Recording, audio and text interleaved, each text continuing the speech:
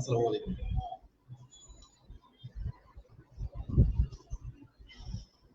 কেমন আছেন সবাই?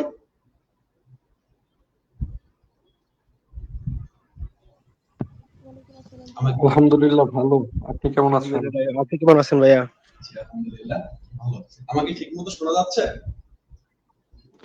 জি ভাইয়া, জি ভাই, শোনা শোনা যাচ্ছে যাচ্ছে। কিন্তু দেখা যাচ্ছে না।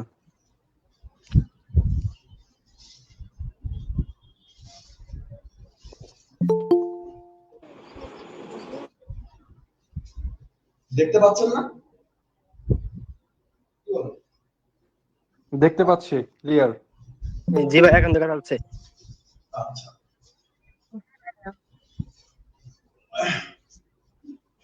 যাই হোক, সবাই চলে আসছে, আমরা লাইভে যুক্ত হয়ে গেছি। শুরুতেই আপনাদের সবাইকে জানাই অনেক অনেক অভিনন্দন।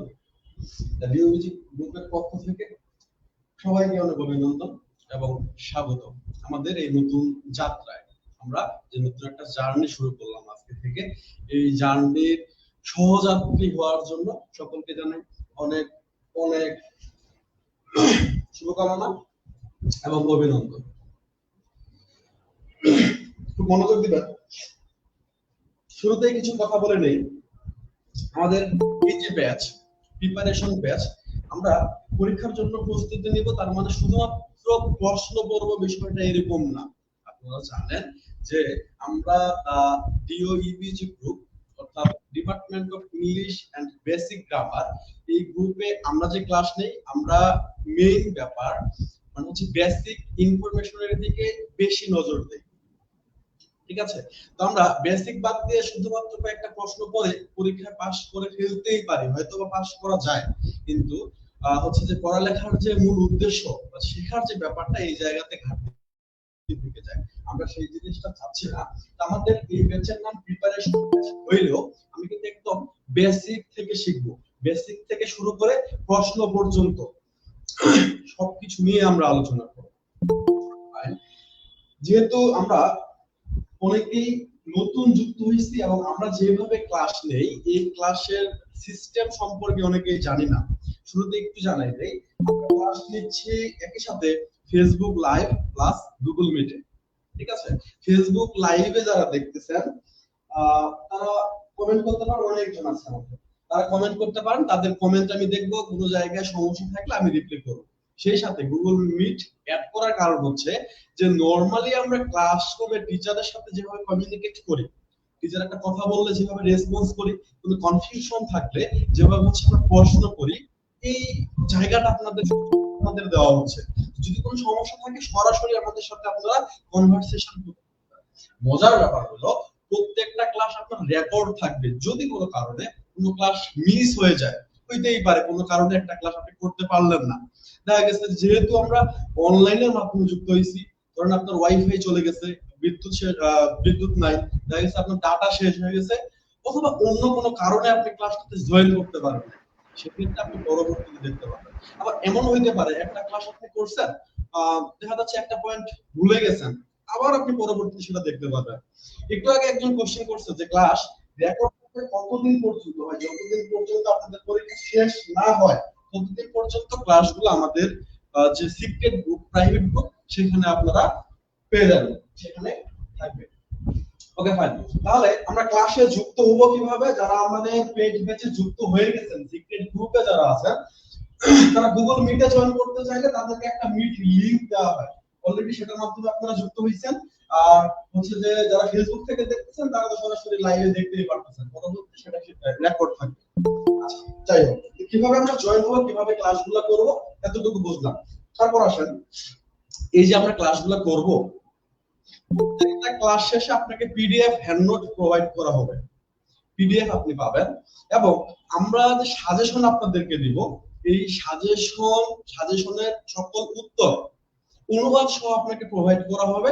এবং আশা করা যায় আমরা যে সাজেশন প্রোভাইড করব, আপনারা হয়তো লক্ষ্য করে থাকবেন আমাদের গ্রুপে যারা মেইন গ্রুপে যারা আছেন, যে থার্ড ইয়ার আপনাদের সিনিয়রদের পরীক্ষা হচ্ছে, তাদের প্রথম যে পরীক্ষার সাজেশনটা দিয়েছিলাম, জাস্ট সব কমন পড়ছে 100%, ঠিক আছে, একটাও বাদ না, শর্ট ব্রড কোশ্চেন যেগুলো দেওয়া হয়েছে সব। এবং এটা শুধু এই সাবজেক্টের বেলা না, হচ্ছে যে শুকরিয়া করতে হয় আল্লাহর, আলহামদুলিল্লাহ বরাবরই আমাদের সাজেশন থেকে খুব ভালো কমন পড়ে। ঠিক আছে, তো আশা রাখা যায় আপনাদের জন্য যে সাজেশন নিয়ে আমরা কাজ করতেছি এখান থেকে আপনারা কমন পেয়ে যাবেন। তো চলেন আমরা মূল আলোচনায় চলে যাই।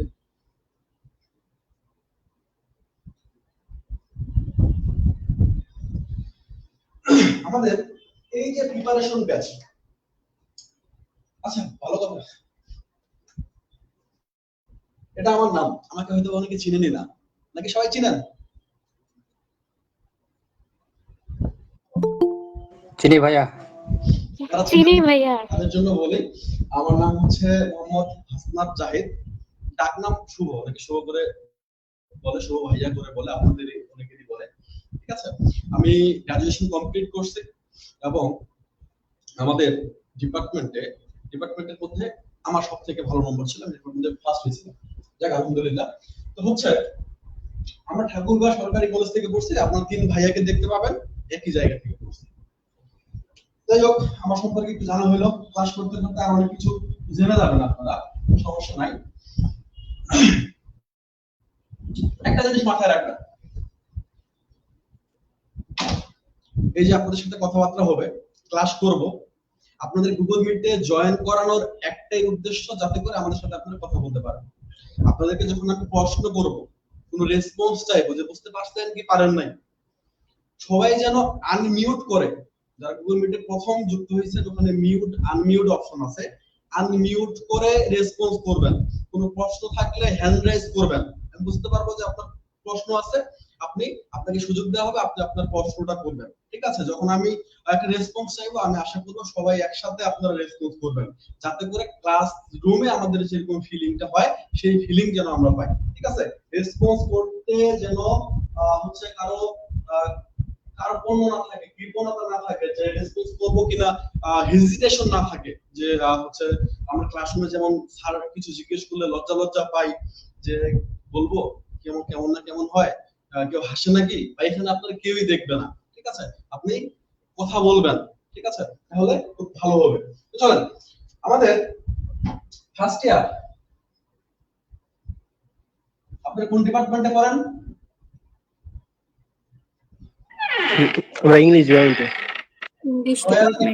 ইংলিশ ডিপার্টমেন্টকে রয়্যাল ডিপার্টমেন্ট বলা হয়। তো এই যে আমাদের রয়্যাল ডিপার্টমেন্ট, ইংলিশ ডিপার্টমেন্ট, এই ইংলিশ ডিপার্টমেন্ট শুরুতে এটা নিয়ে একটু কথা বলা যায়। আমরা অনেকেই ইংলিশ ডিপার্টমেন্টে ভর্তি হওয়ার পরেও সিরিয়াস হইতে পারে নাই, বাট অনেকেরই কিন্তু ভাবসাব বেড়ে গেছে যে ইংলিশ ডিপার্টমেন্টে পড়ি। তো এই ইংলিশ ডিপার্টমেন্টে সুবিধা আছে অনেক, এই ইংলিশ ডিপার্টমেন্টের সুবিধা আছে অনেক। আপনারা যারা ইংলিশ ডিপার্টমেন্টে ভর্তি হয়েছেন, আপনারা সবাই খুশি হওয়ারই কথা। কেন খুশি হওয়ার কথা? দেখেন, আপনি এখানে যে পড়বেন, আপনার উপকারিতা কি কি হবে। এই ইংলিশ ডিপার্টমেন্ট, এটা ডিমান্ড অনেক বেশি। চাকরির বাজারে যদি আপনি চিন্তা ভাবনা করেন, জবের ক্ষেত্রে এটা ডিমান্ড অনেক বেশি। ঠিক আছে, সেই সাথে সমাজে আপনাকে একটু আলাদাভাবে দেখা হবে। ঠিক আছে, দেখা যাবে যে আপনার গ্রামে আপনি বলতেছেন, কেউ জিজ্ঞেস করতেছে কোন ডিপার্টমেন্টে পড়ো বাবু, আপনি বলতেছেন ইংলিশ ডিপার্টমেন্টে, সে বলতেছে বাহ, ছেলেটা ইংলিশ ডিপার্টমেন্টে পড়ে, মেয়েটা ইংলিশ ডিপার্টমেন্টে পড়ে, ইংরেজিতে কথা বলতে পারবে, ইংরেজিতে পড়াশোনা করে, মানে ব্যাপারটাই অন্যরকম। ঠিক আছে, অন্য একটা জায়গাতে, অন্য একটা লেভেলে চলে যায় আপনার অবস্থানটা। তাহলে চাকরির ক্ষেত্রেও আপনার একটা ভালো ডিমান্ড আপনি পাচ্ছেন, হচ্ছে যে ডে টু ডে লাইফে, তারপর হচ্ছে যে সামাজিক একটা মূল্য পাচ্ছেন, সেই সাথে আরো অনেকগুলো সুবিধা আছে। কিরকম? আপনি এখানে যেহেতু অনেক কবিতা পড়বেন, আমরা জি ভাইয়া।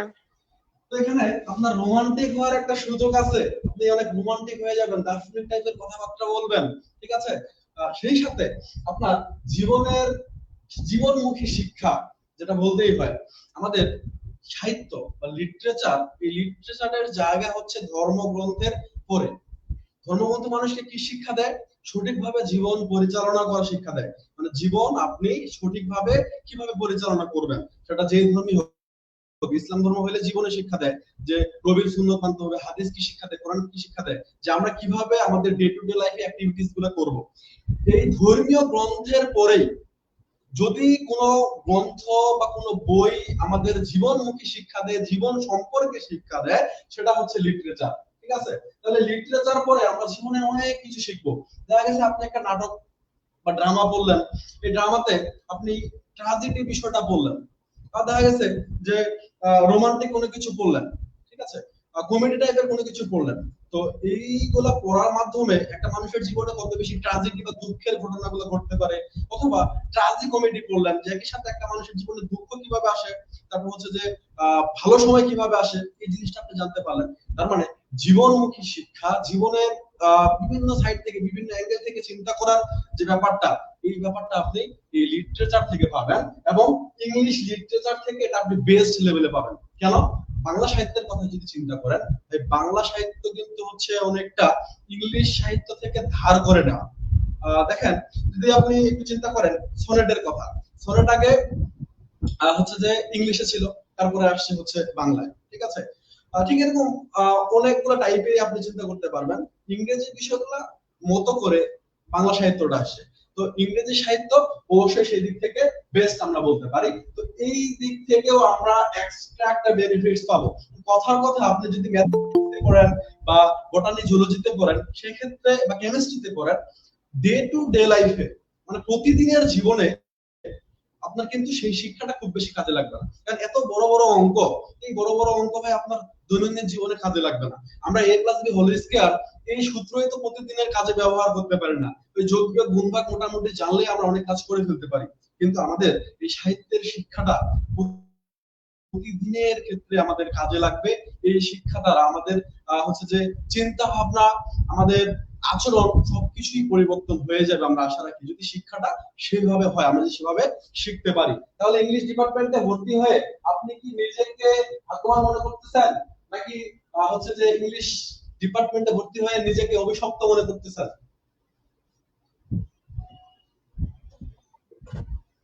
হ্যালো, একটু কষ্ট করলে ভাইয়া ভবিষ্যতে অনেক ভালো কিছু পাওয়া যাবে, এটাই মনে করতেছি। শুনেন, কোনো কিছু কষ্ট ছাড়া হয় না, কষ্ট ছাড়া ভালো কোনো কিছু আশা করা মানেই বোকামি। কিরকম? যে কোনো পেশার মানুষই হোক না কেন, যে পেশারই মানুষ হোক না কেন, যদি ভালো কিছু করতে যায়, ভালো একটা পজিশন বা ভালো টাকা পয়সা উপার্জন বা সামাজিক একটা হচ্ছে যে অবস্থান, ভালো একটা অবস্থান ক্রিয়েট করা, আপনি যে দিক থেকে চিন্তা করেন, পরিশ্রম করতে হবে। আপনি পড়াশোনা করবেন না, কোনো পরিশ্রম করবেন না, ঘুমায় ঘুমায় বা বিছানায় শুয়ে শুয়ে অর্ধেক জেগে আছেন, অর্ধেক ঘুমাচ্ছেন, চিন্তা করতেছেন যে আমি ফার্স্ট ইয়ারের পরীক্ষা দিছি, ফার্স্ট ইয়ারে আমি ডিপার্টমেন্টে ফার্স্ট হয়েছি, আমাকে পুরস্কৃত করা হচ্ছে, আমি বিসিএস করা হয়ে গেছে, এই ঘুম ভেঙে গেছে আপনার, সেই হচ্ছে যে আর কোনো কিছু করা হচ্ছে না প্র্যাকটিক্যাল লাইফে। এটা ভাবতেই শুধু আপনার ভালো লাগবে, বাট বাস্তবে কখনো এরকমটা হবে না। বাস্তবে তখনই হবে যখন আপনি একটা জিনিস ভাবতেছেন এবং সেটা করার জন্য, সেটা বাস্তব করার জন্য আপনি কাজ করতেছেন, তখনই পরিশ্রম করতে হবে ভাই। ইংলিশ ডিপার্টমেন্টের হচ্ছে যে উপকারিতা কি কি, আশা করি একটু আপনারা বুঝতে পারছেন, কারণ অনেক ফান পোস্ট আপনার ফেসবুকে দেখেই থাকবেন যে ইংলিশ ডিপার্টমেন্ট অনেক কঠিন বা হচ্ছে যে একদম লাইফ ছেড়া বেড়া এরকম একটা অবস্থা। আসলেই অনেকটা সেরকম যদি আপনি পড়াশোনা না করেন, বাট আপনি যদি বেসিক থেকে পড়াশোনা করেন, ওই একটা দুইটা প্রশ্ন মুখস্থ করে পরীক্ষা পাস করে যাওয়ার চিন্তা ভাবনা যদি থাকে, তাহলে আপনার দ্বারা হবে না। আপনি যদি বেসিক পড়েন বা আপনি সাহিত্যের মধ্যে যখন ঢুকে যাবেন, সাহিত্যের মানুষ হবেন, অনেক মজার। এবং আপনারা মজার একটা ব্যাপার কি জানেন, আমাদের যে গ্রুপের নাম দা ডিওইবিজি গ্রুপ, এরপরে এখানে একটা আমরা টাইটেল ইউজ করছি, pure taste of English literature. English লিটারেচারের পিওর একটা স্বাদ আপনি পাবেন, এবং এই স্বাদটা দিয়ে আপনাদের পড়ানোর চেষ্টা কিন্তু আমাদের অব্যাহত থাকবে, এবং আমরা ইনশাআল্লাহ পারবো, আমরা আশাবাদী। ঠিক আছে, তো আমাদের ইংলিশ ডিপার্টমেন্টে ভর্তি হয়ে আমরা সবাই নিজেদেরকে ধন্য মনে করব, এবং আমরা চেষ্টা করব এই সাহিত্য থেকে শিক্ষা নিয়ে, ধর্মীয় গ্রন্থ থেকে শিক্ষা নিয়ে সবগুলা শিক্ষা জীবনের ক্ষেত্রে অ্যাপ্লাই করা। তাই অবশ্যই অ্যাপ্লাই করতে হবে। আপনি একটা জিনিস শিখছেন ছোটবেলায়, বড়দের দেখলে সম্মান করবো, ছোটদের স্নেহ করবো, আপনি করতেছেন না। মিথ্যা কথা বলবো না, কিন্তু আপনি মিথ্যা কথা বলতেছেন। এই শিক্ষার কোনো লাভ নেই, শিক্ষার কোনো দরকার নাই।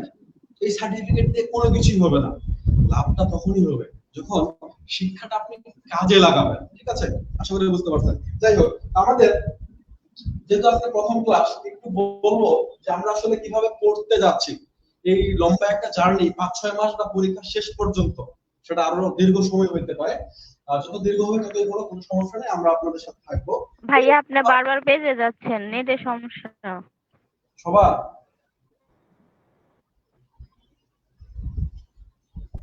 সমস্যা হচ্ছে? জি না ভাইয়া।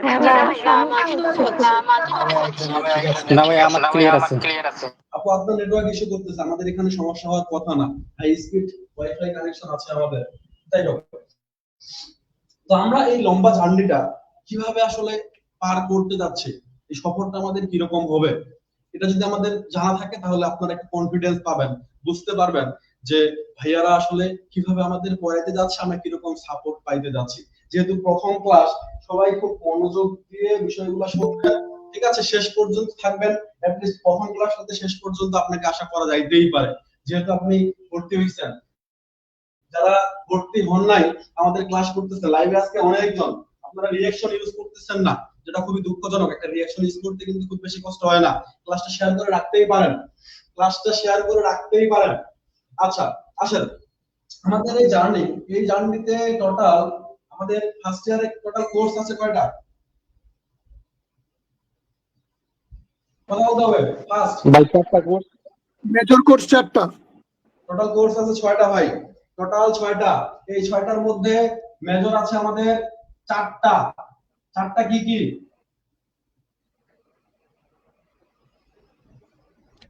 ভাই poetry, pros, reading skill, writing skill, এই 4টা।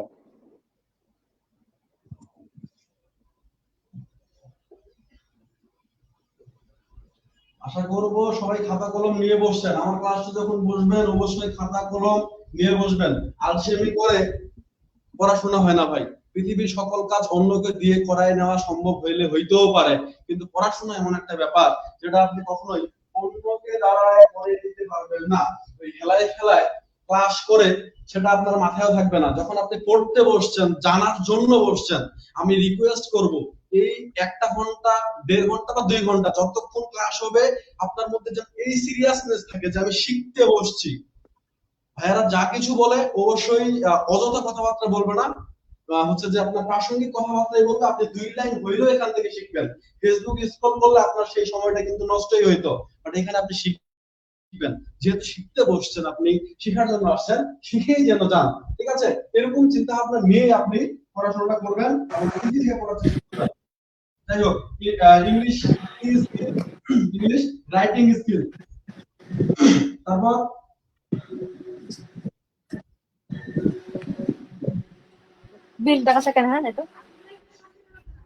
ভাই আমি ইংলিশ ডিপার্টমেন্টে পড়ি, ঠিক আছে, অনেকে আবার জিজ্ঞেস করে তুমি কি লিটারেচার নিয়ে পড়তেছো, তখন আমি কিছু বলতে পারি না আসলে কিসে পড়তেছি আমি। বুঝিনা, আপনার কথাটা আরেকবার বললে ভালো হইতো ভাইয়া। ওই অনেক সময় অনেকে জিজ্ঞেস করে যে তুমি কি ইংলিশ ডিপার্টমেন্টে পড়তেছো, আমি বলি হ্যাঁ ইংলিশ ডিপার্টমেন্টে, তখন আবার বলে যে লিটারেচার নিয়ে পড়তেছো কিনা, তখন আমি কিছু বলতে পারি না। ভাই ইংলিশ ডিপার্টমেন্ট মানে লিটারেচার, এখানে যা কিছু সবে লিটারেচারের পার্ট। ঠিক আছে, ফার্স্ট ইয়ারে 2টা পাবো আমরা, এই 2টা বাদ দিয়ে বেসিক্যালি এই 2টা আমরা বাদ দিয়ে বলতে পারি যে English reading skill, writing skill বাদ দিয়ে এর পরবর্তী আপনি যতগুলো জিনিস পাবেন সবগুলাই লিটারেচারের অংশ। ইংলিশ ডিপার্টমেন্ট মানে হচ্ছে লিটারেচার। এখানে সাহিত্য নিয়েই পড়াশোনা হয়, এখানে গ্রামার নিয়ে কোনো পড়াশোনা হয় না, সাহিত্য নিয়েই পড়াশোনা হয়। ঠিক আছে, এখানে আমরা গদ্য পড়বো, এখানে আমরা পদ্য পড়বো, এখানে আমরা নাটক পড়বো, এখানে আমরা উপন্যাস পড়বো। ঠিক আছে, সবই সাহিত্যের অংশ। তাই একটু মনোযোগ দেন। আমরা এই 4টা সাবজেক্ট, এই 4টা সাবজেক্ট হচ্ছে ইংলিশ। বাকি আমরা আচ্ছা একটা কথা বলতে, এদের খুব ডিস্টার্ব করতেছে।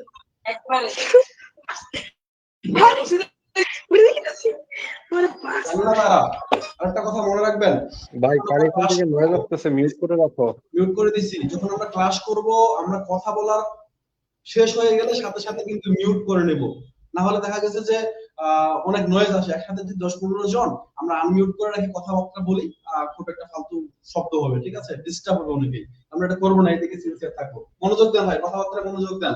আমরা এখানে টোটাল কোর্স পাবো 6টা, তার মধ্যে ইংলিশে কোর্স পাবো আমরা এই 4টা, বাকি 2টা হচ্ছে বাংলায়। এবং বাংলা যে 2টা কোর্স আছে এই 2টা কিন্তু খুবই সহজ, যে বিষয়গুলো আপনারা অলরেডি পড়ে আসছেন, ঠিক আছে। বাংলাদেশের বিশ্ব পরিচয় একটা সাবজেক্ট আপনাদের ছিল, ওই টাইপের বিষয়গুলো এখানে অনেকগুলো চলে আসবে।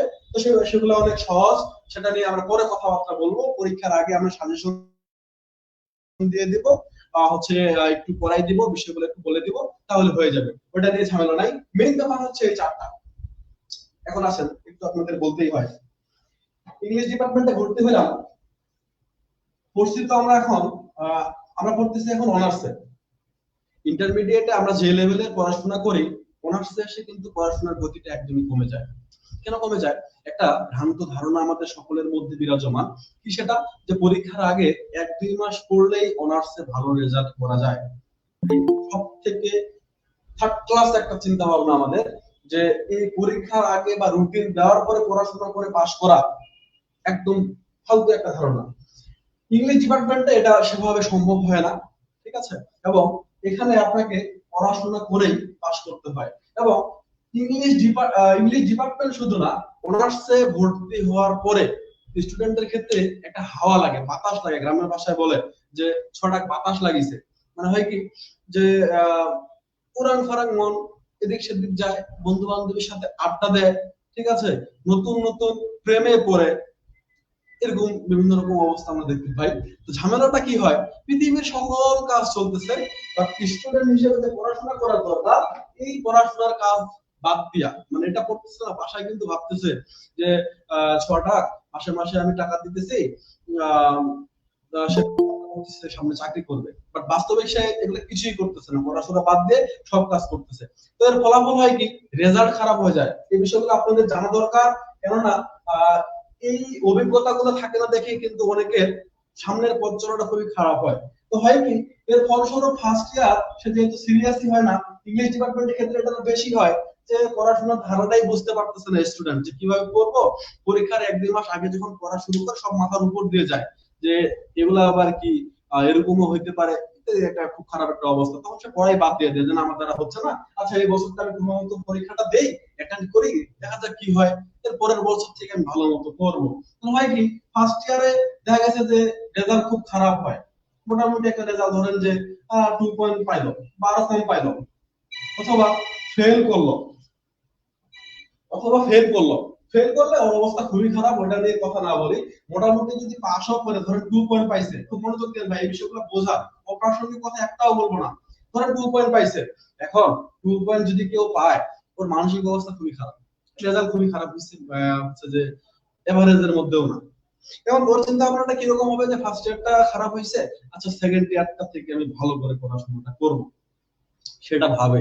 বাট যখন শুরু করতে যায়, দেখা যায় তার ফার্স্ট ইয়ারে যে গ্যাপটা ছিল, এই গ্যাপটা সে পূরণ করতেই তাকে অনেক হিমশিম খাইতে হয়। সরি, এক মিনিট। আসসালামু আলাইকুম।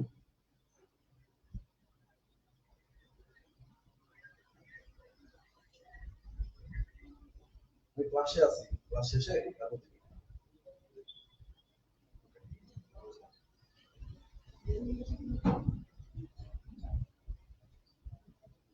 আচ্ছা, তখন হয় কি, যে সেকেন্ড ইয়ারে সে আর ভালো করতে পারে না, এবং এই রেজাল্টটা তাকে ভালো করতে হলে, যদি ফার্স্ট ক্লাসেও সে নিতে চায়, তাহলে সেকেন্ড ইয়ারে তাকে এটা এভারেজ করার জন্য, মানে 3 পয়েন্ট পাইলে ফার্স্ট ক্লাস, ঠিক আছে, তো এটা পাইতে গেলে তাকে 4 পয়েন্ট পাওয়া দরকার, বুঝলেন হিসাব। তো এখন সে যদি 4 পয়েন্ট নাও পায়, ধরেন যে 3 পয়েন্টের থেকে আর একটু বেশি পাইতে হবে, ধরেন সে 3.50 বা 25 ধরেন, পরের ইয়ারে গিয়ে সে এই গ্যাপটা পূরণ করার একটা চেষ্টা করবে, তার জন্য এটা অনেক টাফ হয়ে যায়, ঠিক আছে। তো এই গ্যাপটা আর পূরণ করা হয়ে ওঠেই না। ধীরে ধীরে আপনারা অনেক গল্প শুনবেন, এবং আপনারা বাস্তবে দেখবেন ভাই, আপনারা কালকে গিয়ে ডিপার্টমেন্টে কথাবার্তা বলেন, যে আপনার ডিপার্টমেন্টে ফার্স্ট ইয়ারে ভর্তি হয়েছে 150 জন, ফোর্থ ইয়ারে গিয়ে মানে পাস করে বের হয়েছে, দেখবেন সংখ্যাটা খুবই কম, দেখা গেছে 30 জন বা দেখা গেছে 50 জন, এর মধ্যে ভালো রেজাল্ট করছে এই সংখ্যাটা তো আরো অনেক কম, ঠিক আছে। ফার্স্ট ইয়ারে যদি আপনি শুরুটাই যদি খারাপ হয়, শুরু যদি আপনার ভালো হয়, মোটামুটি একটা কাজের অর্ধেকটা কিন্তু হয়ে যায়। যেরকম আপনারা চিন্তা করতেই পারেন যে আপনারা একটা ভালো উদ্যোগ নিচ্ছেন, আপনাদের যে এই শেখার আগ্রহটা জন্মাইছে যে না আমাকে ফার্স্ট ইয়ারে পড়াশোনা করতে হবে, ভালো একটা রেজাল্ট করতে হবে, এই ভালো চিন্তা ভালো উদ্যোগটাই আপনাকে সামনের দিকে অনেক বেশি আগায় দিবে। এবং এতটুকু তো বোঝাই যায় যে আপনার জানার আগ্রহটা আছে, ভালো একটা কিছু করার আগ্রহটা আছে, ঠিক আছে। এই দিক থেকে আপনাকে আপনি হেভি থাকতেই পারেন যেন আপনি ঠিক লাইনে আছেন এই পর্যন্ত, অন্য 10 জনের মতো আপনি লাইনচ্যুত হয়ে যান নাই। পড়াশোনা একদম ফ্রি আসলে ভাই একদমই হয় না, ঠিক আছে। কোনো কিছু যদি একদম ফ্রি হয়ে যায়, একটা কথা আমি সবসময় বলি যে when something is free you are the product। যখন আপনাকে কোনো কিছু ফ্রিতে দিয়ে দেওয়া হয় তখন আপনাকে সেখানে প্রোডাক্ট বানানো হয়। কথাটা মনে হয় বুঝাইতে পারলাম না। কিরকম এক্সাম্পল দেই, যেমন ধরেন আমরা যদি ফেসবুকের কথাই চিন্তা করি, ফেসবুকে আমরা ভিডিও যা কিছু সবকিছু ফ্রিতে দেখতে পাই, নাকি টাকা দিতে হয়? টাকা দেন কেউ? টাকা আমরা দেই না, আমরা ফ্রিতে দেখি। তো ফ্রিতে একটা ভিডিও দেখতে দেখতে হঠাৎ করে একটা অ্যাডভার্টাইজমেন্ট চলে আসে, একটা ভিডিওতে অ্যাডভার্টাইজমেন্ট চলে আসে। এই যে অ্যাডটা দেখলেন আপনি, এটা দেখাতে ফেসবুক কি করলো? টাকা ইনকাম করলো। কিভাবে করলো? আপনাকে দেখানোর মাধ্যমে করলো, আপনাকে খাটানোর মাধ্যমে করলো। তাহলে আপনাকে ফ্রি দিয়ে টাকা ইনকাম করতেছে। ইউটিউব একইভাবে, যখন কিছু ডিজার্ভ করবেন, ভালো কিছু চাইবেন, তখন আপনাকে একটু খরচা করতেই হবে। এই দামে কম মানে হলো কাকলি ফার্নিচার, ব্যাপারটা এরকম না। দাম যেটার বেশি, মান সেটারই ভালো হবে, এটাই হচ্ছে স্বাভাবিক চিন্তা ভাবনা, ঠিক আছে। তো একটু খরচ আমাদের করতে হবে। যাই হোক, আপনারা ঠিক লাইনে আছেন এবং ফার্স্ট ইয়ারটা হচ্ছে সব থেকে সহজ ভালো রেজাল্ট করার জন্য। এই কথাগুলো পরবর্তীতে আপনাদেরকে অনেক বেশি সাহায্য করবে। কেন এরকম বলতেছি? ফার্স্ট ইয়ারটা যদি আপনি পড়াশোনা করেন তাহলে খুব ভালো রেজাল্ট করতে পারবেন। ফার্স্ট ইয়ারটা রেজাল্ট ভালো করার জন্য সবথেকে সহজ কেন? এখন দেখেন, এই যে একটা সাবজেক্ট পাচ্ছেন রিডিং স্কিল, রিডিং স্কিলের 50% বলবো আমি, 50 to 60% অলরেডি আপনার জানা। হয়তো অনেকে অবাক হচ্ছেন, এত সহজ আছে, বাট আপনাকে তো বিষয়টা ধরতে হবে, বুঝতে পারতে হবে। না বুঝলে আপনি মিলাইতে পারবেন না। আপনি ইন্টারমিডিয়েট পর্যন্ত যা কিছু পড়ছেন এর অনেক কিছুই এই রিডিং স্কিলের মধ্যে আপনি পাবেন। তারপর দেখেন রাইটিং স্কিল, এই রাইটিং স্কিল চমৎকার একটা সাবজেক্ট, আসতেছে একটু পরে। এখানে paragraph writing, essay writing, letter writing, অনেক সহজ সহজ জিনিস আছে যেগুলো আপনি আগে থেকে পারেন। তাহলে দুইটা অনেক সহজ গুলো নতুন দুটো আইটেম পাবেন। এর মধ্যে পোয়েট্রি আপনি জীবনে পড়েন নাই, কবিতা পড়ছেন, ইন্ট্রোডাকশন টু প্রোজ, গল্প আকারে ছোট ছোট স্টোরি গুলো আপনারা পড়ছেন। তাহলে এই সবগুলো বিষয় মোটামুটি আগে থেকে আপনি পড়ে আসছেন। আরো দুটো সাবজেক্ট আছে বাংলা, যে বাংলার যে বিষয়বস্তু এগুলোর সাথে আপনারা পরিচিত। তাহলে ফার্স্ট ইয়ারের বিষয়বস্তুগুলো খুবই সহজ এবং এখানে রেজাল্ট ভালো করা খুবই সহজ। হয়তো অনেকে জেনে থাকবেন আমাদের এর আগে আরো দুইটা প্রিপারেশন ব্যাচ ছিল।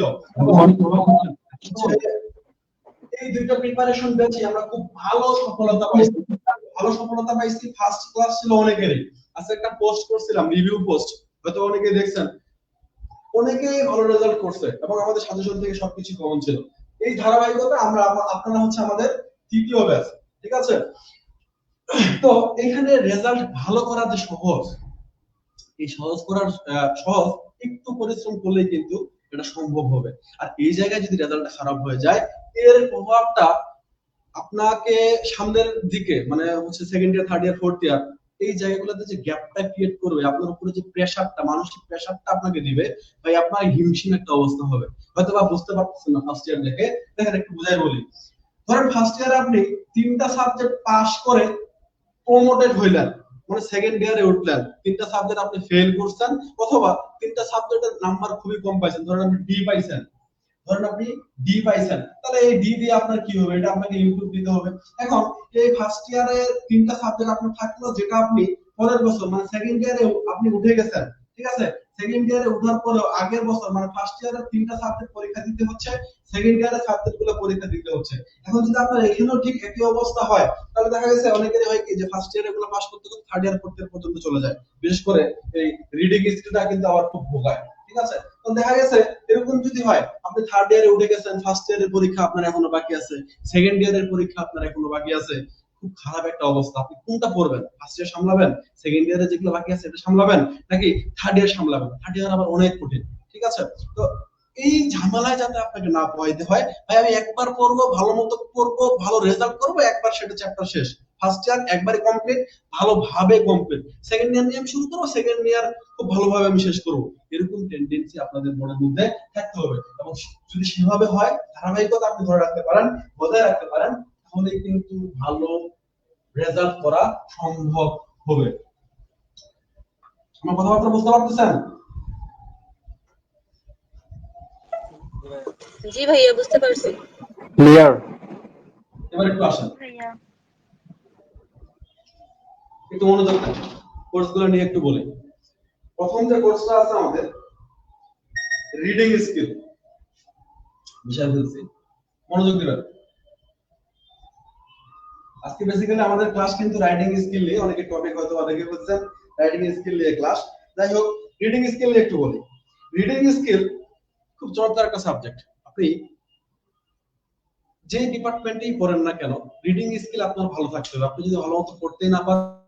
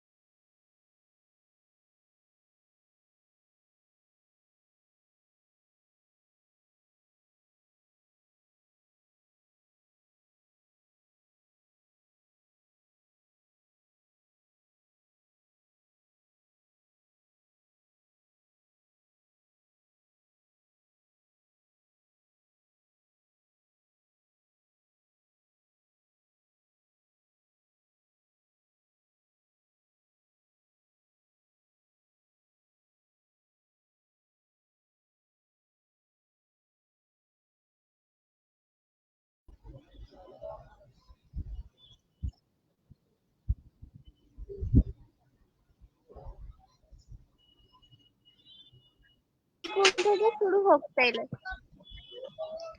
তাসলিমা যশোর থেকে, বকুল ভাই থেকে, ভাইয়া ঠাকুরগাঁও থেকে। লাইভ ঠাকুরগাঁও। গল্প বাদ দেন। আমি আর মৌলভীবাজার থেকে। আতিক ভাই হচ্ছেন এএমসি থেকে। চলে আসছে, গল্প বাদ দেন। আসেন এদিকে আসেন, একটু নেটওয়ার্ক ইস্যু হয়ে গেছিল, দুঃখিত সেটার জন্য। মনোযোগ দেন। তো এই রিডিং স্কিলে, ইংলিশ রিডিং স্কিলে আমরা কিভাবে আসলে পড়তে হয়, এবং এখানে যে বিষয়গুলা আছে আমাদের, আমরা যেদিন রিডিং স্কিল ক্লাস করব সেদিন আরো ডিটেইল আলোচনা করা হবে। এটুকু বলি যে এই কোর্সটা পড়ার পরে আপনি আসলে কিভাবে একটা কবিতা পড়বেন, কিভাবে একটা গল্প পড়বেন, সেটা পড়ার পরে কিভাবে বুঝবেন, ঠিক আছে, এই বিষয়গুলো আপনি এখানে, এই দক্ষতাটা আপনার বাড়বে, এই স্কিলটা বাড়বে। মানে আপনার প্রোনাউন্সিয়েশন বেটার হবে, আপনার ফ্লুয়েন্সি বাড়বে, খুব হচ্ছে যে দ্রুত আপনি বলতে পারবেন, এই ব্যাপারটা বাড়বে। আচ্ছা, ভালো কথা, রিডিং স্কিল গেল। এরপরে আসেন, এরপরের যে কোর্সটা ভাই, এটাই হচ্ছে সবথেকে বেশি গুরুত্বপূর্ণ, রাইটিং স্কিল। এটা নিয়ে আজকে আমাদের আলোচনা, আমরা মনোযোগ দিব।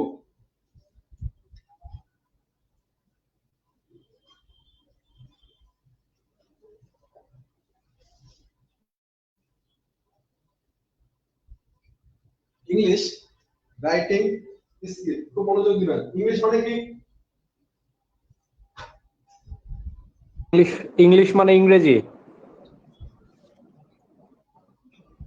আচ্ছা, যাই হোক, ইংলিশ মানে ইংরেজি, ভালো, ইংলিশ মানে লিটারেচার ভাইয়া। ভালো, এটা বুঝি আমরা। ইংলিশ মানে ইংলিশ, জান, সোজা সাপটা হয়ে গেল। এখন বলেন, রাইটিং মানে কি? লেখালেখি। লিখিত। লিখবো আমরা।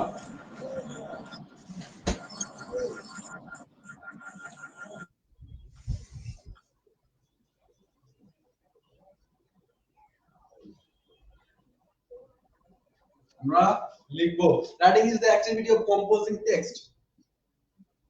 Writing is the activity of composing text, কোনো কিছু লেখা, ঠিক আছে, কোনো টেক্সট, কোনো গল্প, যা কোনো কিছুই লেখা, এটাই হচ্ছে আমাদের রাইটিং।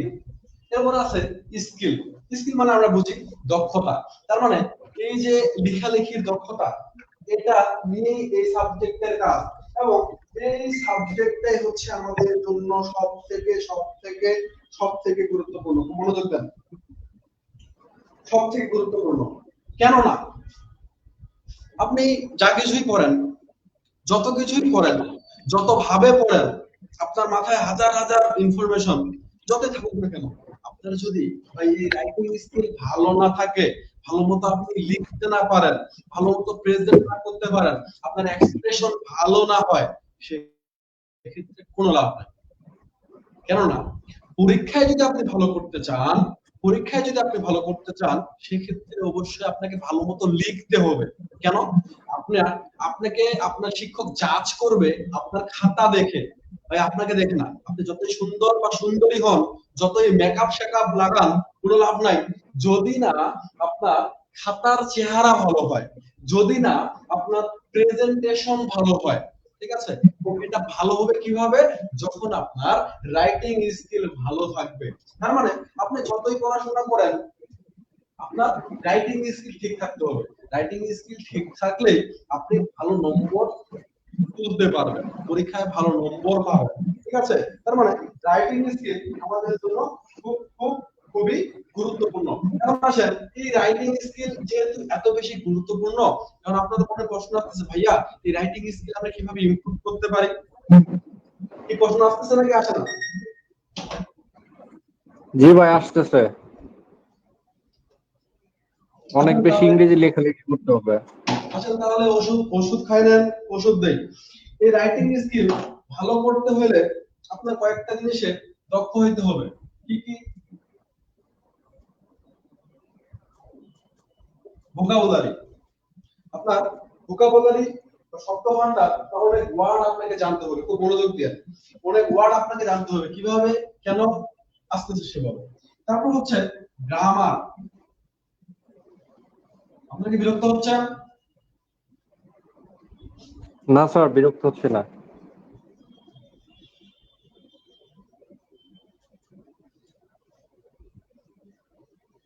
ভাই আপনি লিখার তালে তালে একটা প্রশ্ন করে ফেললি। এখন আমাদের অনেকেরই ইয়াং জেনারেশনের চিন্তা আছে যে আইএলটিএস করে বিদেশ চলে যাবে, এখন আবার কেউ অনার্স করে। এখন কোনটা আপনি সাজেস্ট করেন? আরেকবার আরেকবার আমাদের ভাই অনেকেরই চিন্তা আছে যে আইএলটিএস করে বিদেশ চলে যাবে, আবার অনেকে বলে যে অনার্স করবে। এখন কোনটা বেটার, আপনি কোনটা সাজেস্ট করেন? ভাই এখন বিষয়টা হলো আপনি বিদেশ আসলে যাইতে চাচ্ছেন কেন, এটা একটা ব্যাপার। ঠিক আছে, বিদেশ তারপরে এটার উপর অনেক কিছু ডিপেন্ড করবে। আর আপনার যদি মূল টার্গেট শুধুমাত্র বিদেশে যাওয়াই হয়, সেটা যদি আইএলটিএস পাস করেই যাওয়া সম্ভব হয়, তাহলে আপনার এদিকে 4 বছর নষ্ট করার কোনো কিছুই নেই। এটা নিয়ে আপনি আমার সাথে ডিটেইলে কথা বলতেই পারেন, আমাকে ইনবক্স করিয়েন, আমি এটা নিয়ে আপনার সাথে কথা বলবো। ঠিক আছে, অসুবিধা নেই। পার্সোনালি একটু আসেন, মনোযোগ দেন। আমাদের রাইটিং স্কিল ভালো করার জন্য ভোকাবুলারি জানতে হবে। এখন আপনাদের মধ্যে অনেকেই করেন কি, গাদা গাদা ওয়ার্ড মুখস্থ করা শুরু করেন। খুব মনোযোগ দেন ভাই। ওয়ার্ড মুখস্থ করেন কোথা থেকে? ডিকশনারি থেকে, বা অনেক ভোকাবুলারি বই পাওয়া যায় বাজারে, সেইগুলো থেকে আপনি কি করেন? মুখস্থ করা শুরু করেন। কিভাবে মুখস্থ করেন? যে মানে হচ্ছে মুখস্থ করতেছেন। ঠিক আছে, ভোকাবুলারি মানে কি? ভোকাবুলারি মানে হচ্ছে শব্দ ভান্ডার। এভাবে মুখস্থ করতেছেন কথার কথা। এই মুখস্থ করে 2 দিন পরে ভুলে যাচ্ছেন। কেন? এটার অ্যাপ্লিকেশন নাই। আপনি এটা প্র্যাকটিস করতেছেন না, লিখতেছেন না, এটা হচ্ছে প্রয়োগ করতেছেন না, আপনি ভুলে যান। এই ভোকাবুলারি, ইংলিশ ভোকাবুলারি শেখার জন্য আপনার জন্য সবথেকে সহজ এবং সুবিধাজনক হচ্ছে আপনি ইংলিশ ডিপার্টমেন্টে পড়েন। ইংলিশ ডিপার্টমেন্টে যেহেতু আপনি পড়েন, এখানকার সবকিছু ইংলিশে আপনি পাবেন, এবং ইংলিশে যেহেতু পাবেন, এখানে প্রচুর পরিমাণ আননোন অজানা ওয়ার্ড আপনি পাবেন। ঠিক আছে, আপনি শুধুমাত্র যদি এই ওয়ার্ডগুলাই, এই আননোন ওয়ার্ডগুলোর মিনিংই যদি বুঝে বুঝে পড়ার চেষ্টা করেন, একটা টেক্সট পড়তেছেন, একটা কবিতা পড়তেছেন, একটা কবিতা, এই কবিতার মধ্যে এত এত ওয়ার্ড যেগুলো আপনি জানেন না। স্বাভাবিক, আমরা জানবো না, এটাই স্বাভাবিক। নতুন নতুন জিনিস আমরা পাবো, অজানা জিনিস আমরা শিখবো, দেখে কিন্তু পড়াশোনা করা।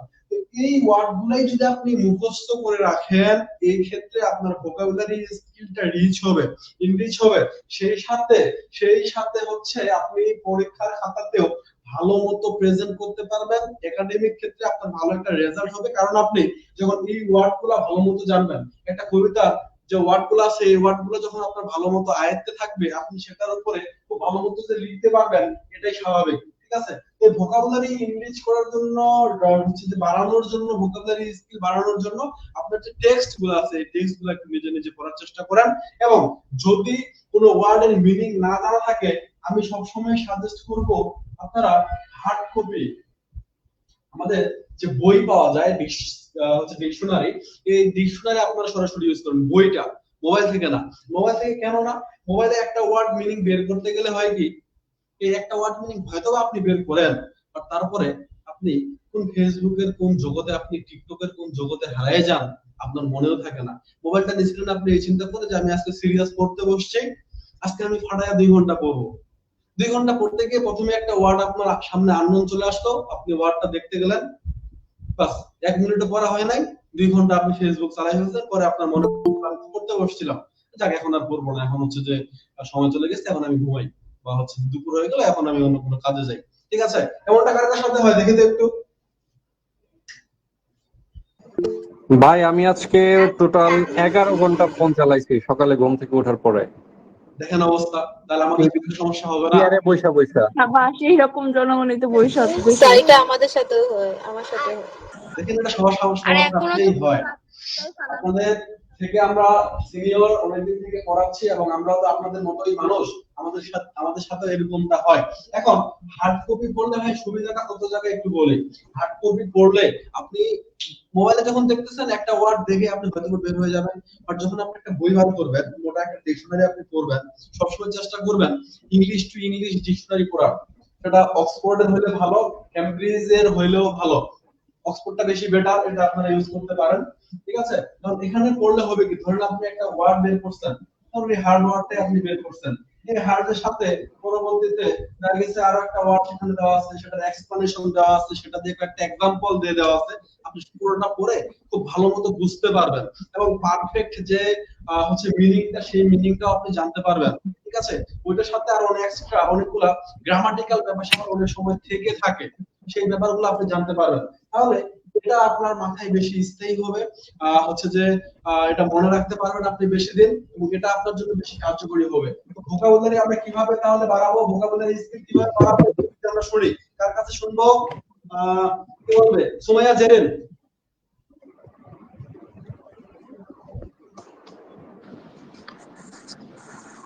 জি ভাইয়া। ভোকাবুলারি স্কিল কিভাবে বাড়াবো? সাউন্ডটা ঠিকমতো আসতেছে না। ভোকাবুলারি আমরা কিভাবে বাড়াবো, এর স্কিল কিভাবে বাড়ানো যাবে? ও ভোকাবুলারি আমরা আমরা যে বইগুলো পড়ি, ওই বইগুলোর মধ্যে অনেক ওয়ার্ড থাকে যেগুলো আমরা ওগুলো সেগুলো আমরা পড়তে পারি। আবার আমরা যেগুলো হার্ড ওয়ার্ড থাকে সেগুলো ডিকশনারির মাধ্যমে পড়তে পারি, মোবাইল ইউজ না করে। আচ্ছা, মূল ব্যাপারটা হচ্ছে আমরা একটা ওয়ার্ড বললে সেটা আমাদের ইউজ করতে হবে, আমরা ইউজ করলে সেটা মনে রাখতে পারবো। একটা ওয়ার্ড মুখস্থ করছি, বাট 12 বছর আগে করছি, 12 বছরে সেটা আমি আর ব্যবহার করি না, আমি সেটা ভুলে যাবো, এটা হচ্ছে স্বাভাবিক। যাই হোক, তো ভোকাবুলারি ব্যাপারটা গেল, এবং আমাদের ক্লাস করে আপনারা ভোকাবুলারি খুব ভালোভাবে ডেভেলপ করতে পারবেন আশা করি, কারণ আমাদের নোটের সাথে সাথে অনুবাদটা আপনাদের দিয়ে দেওয়া হবে, সেই জন্য সেটা আপনাদের জন্য পড়াটা সহজ হবে। তারপরে আসেন গ্রামার। গ্রামার ছাড়া সবকিছু অন্ধকার, গ্রামার ছাড়া সবকিছু অন্ধকার। আপনি যদি নিয়ম কানুন না জানেন একটা জিনিসের, ধরেন আপনি মোটরসাইকেল চালাচ্ছেন, মোটরসাইকেল আপনি চালাচ্ছেন, তো মোটরসাইকেল চালাচ্ছেন, মোটরসাইকেল চালানোর নিয়ম কানুন জানেন না, রাস্তায় চলতেছেন, রাস্তার নিয়ম কানুন আপনি জানেন না, ট্রাফিক নিয়ম আপনার জানা নাই, ভাই আপনি যে অ্যাক্সিডেন্ট করবেন এটাই হচ্ছে নিশ্চিত ঘটনা, অ্যাক্সিডেন্ট করবেন না এটা অনিশ্চিত, কারণ আপনার অ্যাক্সিডেন্ট করার ব্যাপারটা হচ্ছে আপনি অ্যাক্সিলারেটর জানেন না, ক্লাস বিষয়টা বোঝেন না, গিয়ার বোঝেন না, নিয়ম কানুন জানেন না, কখন কোনটা করতে হবে, তো আপনার ক্ষেত্রে অ্যাক্সিডেন্ট করাটাই স্বাভাবিক, মানে ভুল হওয়াটাই স্বাভাবিক। ঠিক একইভাবে আমরা যদি একটা ভাষার গ্রামার না জানি তাহলে সেটা ঠিকঠাক ভাবে আমরা প্রেজেন্ট করতে পারবো না, এটাই স্বাভাবিক। তো এই গ্রামার আমাদের খুব ভালোভাবে শিখতে হবে, ঠিক আছে? গ্রামার বা ব্যাকরণ। এখন দুঃখের কথা, খুব দুঃখের কথা হলো আমরা যে অনার্সে পড়ি, আমরা ভাই সবাই লিটারেচারের স্টুডেন্ট, এখানে গ্রামার কোনো কোর্স নাই, আলাদা করে গ্রামার এখানে শেখানো হয় না, শুধুমাত্র এই সাহিত্যই পড়ানো হয়, গ্রামার শেখানো হয় না। হয়তো অনেকেই অবাক হচ্ছেন, অনেকেই জানেনই না যে, এবং আপনার গ্রামের বা আপনার আশেপাশের ছোট ভাই বোন যারা আছে এরাও কিন্তু এটা বোঝে না যে আপনি ইংলিশ ডিপার্টমেন্টে ভর্তি হয়েছেন, আপনার এই গ্রামার কোনো সাবজেক্ট বা কোনো কোর্সই নাই। তারা মনে করে আপনি ইংলিশ ডিপার্টমেন্টে ভর্তি হয়েছেন মানে আপনি ইংলিশের জাহাজ হয়ে গেছেন। তার জন্য তারা কি করে, ধরেন যে সে ভয়েস পারে না, নেরেশন পারে না, বা স্কুলে একটা কাজ দিছে সে পারে না, সে দৌড় দিছে হচ্ছে যে আমাদের জেসমিন আক্তার আপুর কাছে বা বর্ষা হালদার আপুর কাছে, আসে বলে আপু আপু এটা একটু আমাকে শিখিয়ে দাও তো। এখন আমাদের আহ বর্ষা আপু বা আফসানা আক্তার আপু ইনি পড়ছে খুব চিন্তায়, আরে আমারও তো গ্রামার শেখায় না, এই গ্রাম এটা তো আমি জানি না, এটা তো আমি পারবো না, এখন এরা আমি কিভাবে কি বলি, কিভাবে এরা মুখ দেখাই। তখন আপনি একটা অজুহাত দিচ্ছেন, কোন একটা রিজন বের করতেছেন যে ছোট বোনকে বলতেছেন যে আপু আমি হচ্ছে এখন তো এটা করবো সেটা করবো, আমি তোমাকে এটা পরে শিখাই দিব, আচ্ছা, বা আমাকে তুমি এটা প্রশ্নটা দিয়ে যাও, আমি পরে তোমাকে শিখাই দিব। এর মধ্যে হয়তো বা আপনি কারো কাছ থেকে জেনে শিখাই দিলে দিতেও পারেন। তো আপনাকে এখানে গ্রামার শেখানো হয় না, বাট গ্রামারটা কিন্তু খুবই জরুরি, ঠিক আছে? তো আপনাদের জন্য একটা সুখবর আছে, এটা আপনাদের জন্য আমি একটু বলতেই পারি, আপনাদের জন্য এটা বিশেষ করে করা, যে একটা আমাদের গ্রামার ব্যাচ আছে, যেটা অলরেডি শুরু হয়েছে, বাট বেশি ক্লাস হয় নাই, মোটামুটি 7 থেকে 8টা ক্লাস হয়েছে মাত্র, এবং এটা ক্লাস অনেকদিন পর্যন্ত চলবে। এটা হচ্ছে বেসিক গ্রামার কোর্স, মাত্র 400 টাকায়, ঠিক আছে? নরমালি মান্থলি ব্যাচ গুলাতে 12টা ক্লাসের ফি হচ্ছে আমাদের 400 টাকা, বাট এখানে আমরা অনেকগুলো ক্লাস পাবো, কমপক্ষে 40-50টা, বা সেটা আরো বেশি, ঠিক আছে? বেসিক গ্রামারের যে আমাদের এতদিনে যে ঘাটতিটা, দীর্ঘদিন পড়াশোনা করার পরেও যে ঘাটতিটা, এই ঘাটতি পূরণ করার জন্যই আমাদের এই ব্যাচটা, এটা মূলত অনেকের রিকোয়েস্টে চালু করা হয়েছিল। তো ক্লাস হচ্ছে মাঝখানে একটু অফ ছিল, কালকে 26 তারিখ, কালকে একটা পরীক্ষা আছে, আপনারা সবাই জানেন। এই পরীক্ষাটা হয়ে গেলে এটা ক্লাস আমি একটা রুটিন করে দিয়ে দিব, এবং ইনশাআল্লাহ এবার এই রুটিন অনুযায়ী ক্লাস চলবে। আপনারা যদি কেউ ইন্টারেস্টেড থাকেন তাহলে এটাতে অ্যাডমিট হয়ে যেতে পারে। যাই হোক, তো গ্রামার আমাদের জানতে হবে, গ্রামার না জানলে আমরা ভালো মতো লিখতে পারবো না, আমাদের রাইটিং স্কিল ভালো হবে না। তারপর ফ্রি হ্যান্ড রাইটিং, আপনি একটা জিনিস চিন্তা করতেছেন, বাংলায় চিন্তা করতেছেন যে হচ্ছে আমি কক্সবাজার যাব, কক্সবাজার যাওয়ার পরে এই জায়গায় সেই জায়গায় ঘুরবো, এটা সেটা করবো ভাবতেছেন, বাট ইংলিশে লিখতে পারতেছেন না। এটা করার জন্য আপনার ফ্রি হ্যান্ড রাইটিং স্কিল ভালো থাকতে হবে, যা ভাবেন তাই ফ্রিলি লিখতে পারবেন, কোনো ঝামেলা নাই, এই স্কিল বাড়াইতে হবে। এই সবগুলো ভালো করার জন্য বা রাইটিং স্কিল ভালো করার জন্য সব থেকে গুরুত্বপূর্ণ, এবং যেটা না করলে কখনোই সম্ভব না, সেটা হচ্ছে ভাই প্র্যাকটিস, অনুশীলন করতে হবে, ঠিক আছে? প্রচুর অনুশীলন করতে হবে, এভাবে আমরা আমাদের ইংলিশ রাইটিং স্কিলটা বাড়াইতে পারি। এতটুকু সবাই কি বুঝতে পারছে একটু জানাবো প্লিজ। জি ভাইয়া বুঝতে পারছি। বাকিরা মনে হয় বুঝতে পারে নাই। Clear clear. জি ভাইয়া বুঝতে পারছি। জি ভাইয়া বুঝতে পারছি। আচ্ছা আসেন, রাইটিং স্কিল, এই যে আমাদের রাইটিং, মনোযোগ দিবেন, এই রাইটিং স্কিল মানে শুধুমাত্র যে প্যারাগ্রাফ মুখস্থ করবেন, এসে মুখস্থ করবেন, বিষয়টা এরকম না। আপনি এসএসসি এইচএসসি ক্লাস 8 9 5 থেকে যত প্যারাগ্রাফ পড়ছেন বেশিরভাগই দেখা গেছে আপনি মুখস্থ করে লিখছেন। এবার কিন্তু প্রেক্ষাপট একটু ভিন্ন, ঠিক আছে? এবার একটু ব্যাপারটা উল্টে গেছে। এবার আপনি করবেন কি, এবার আপনাকে এখানে প্যারাগ্রাফ নিয়ে শেখানো হবে। প্যারাগ্রাফ কি, কত প্রকার, কিভাবে কিভাবে ডেভেলপ করা যায়, কত ভাবে ডেভেলপ করা যায়, এর ভিতরের যে ব্যাপার স্যাপার গুলা অ্যানালাইসিস মূলক, সেগুলা নিয়ে আমরা আলোচনা করবো, এবং চেষ্টা থাকবে আপনাদের বইয়ে যতটুকু ইনফরমেশন আছে তার থেকেও অনেক বেশি বেশি ইনফরমেশন দিয়ে বিষয়গুলো আপনাদের সামনে সহজ করে প্রেজেন্ট করে ভালোভাবে বোঝানো। এবং প্যারাগ্রাফ হচ্ছে খুবই গুরুত্বপূর্ণ একটা টপিক, সেটা নিয়ে আমরা পরে আলোচনা করবো। যাই হোক, ব্যাপারটা হচ্ছে এই যে রাইটিং, এই রাইটিং অনেক রকম হতে পারে, আমরা খাতা কলম আছে হয়তো সবারই, আমরা লিখবো, অনেক রকম রাইটিং হতে পারে, আমরা একটু ছোট করে শিখি। এটা হতে পারে ন্যারেটিভ রাইটিং,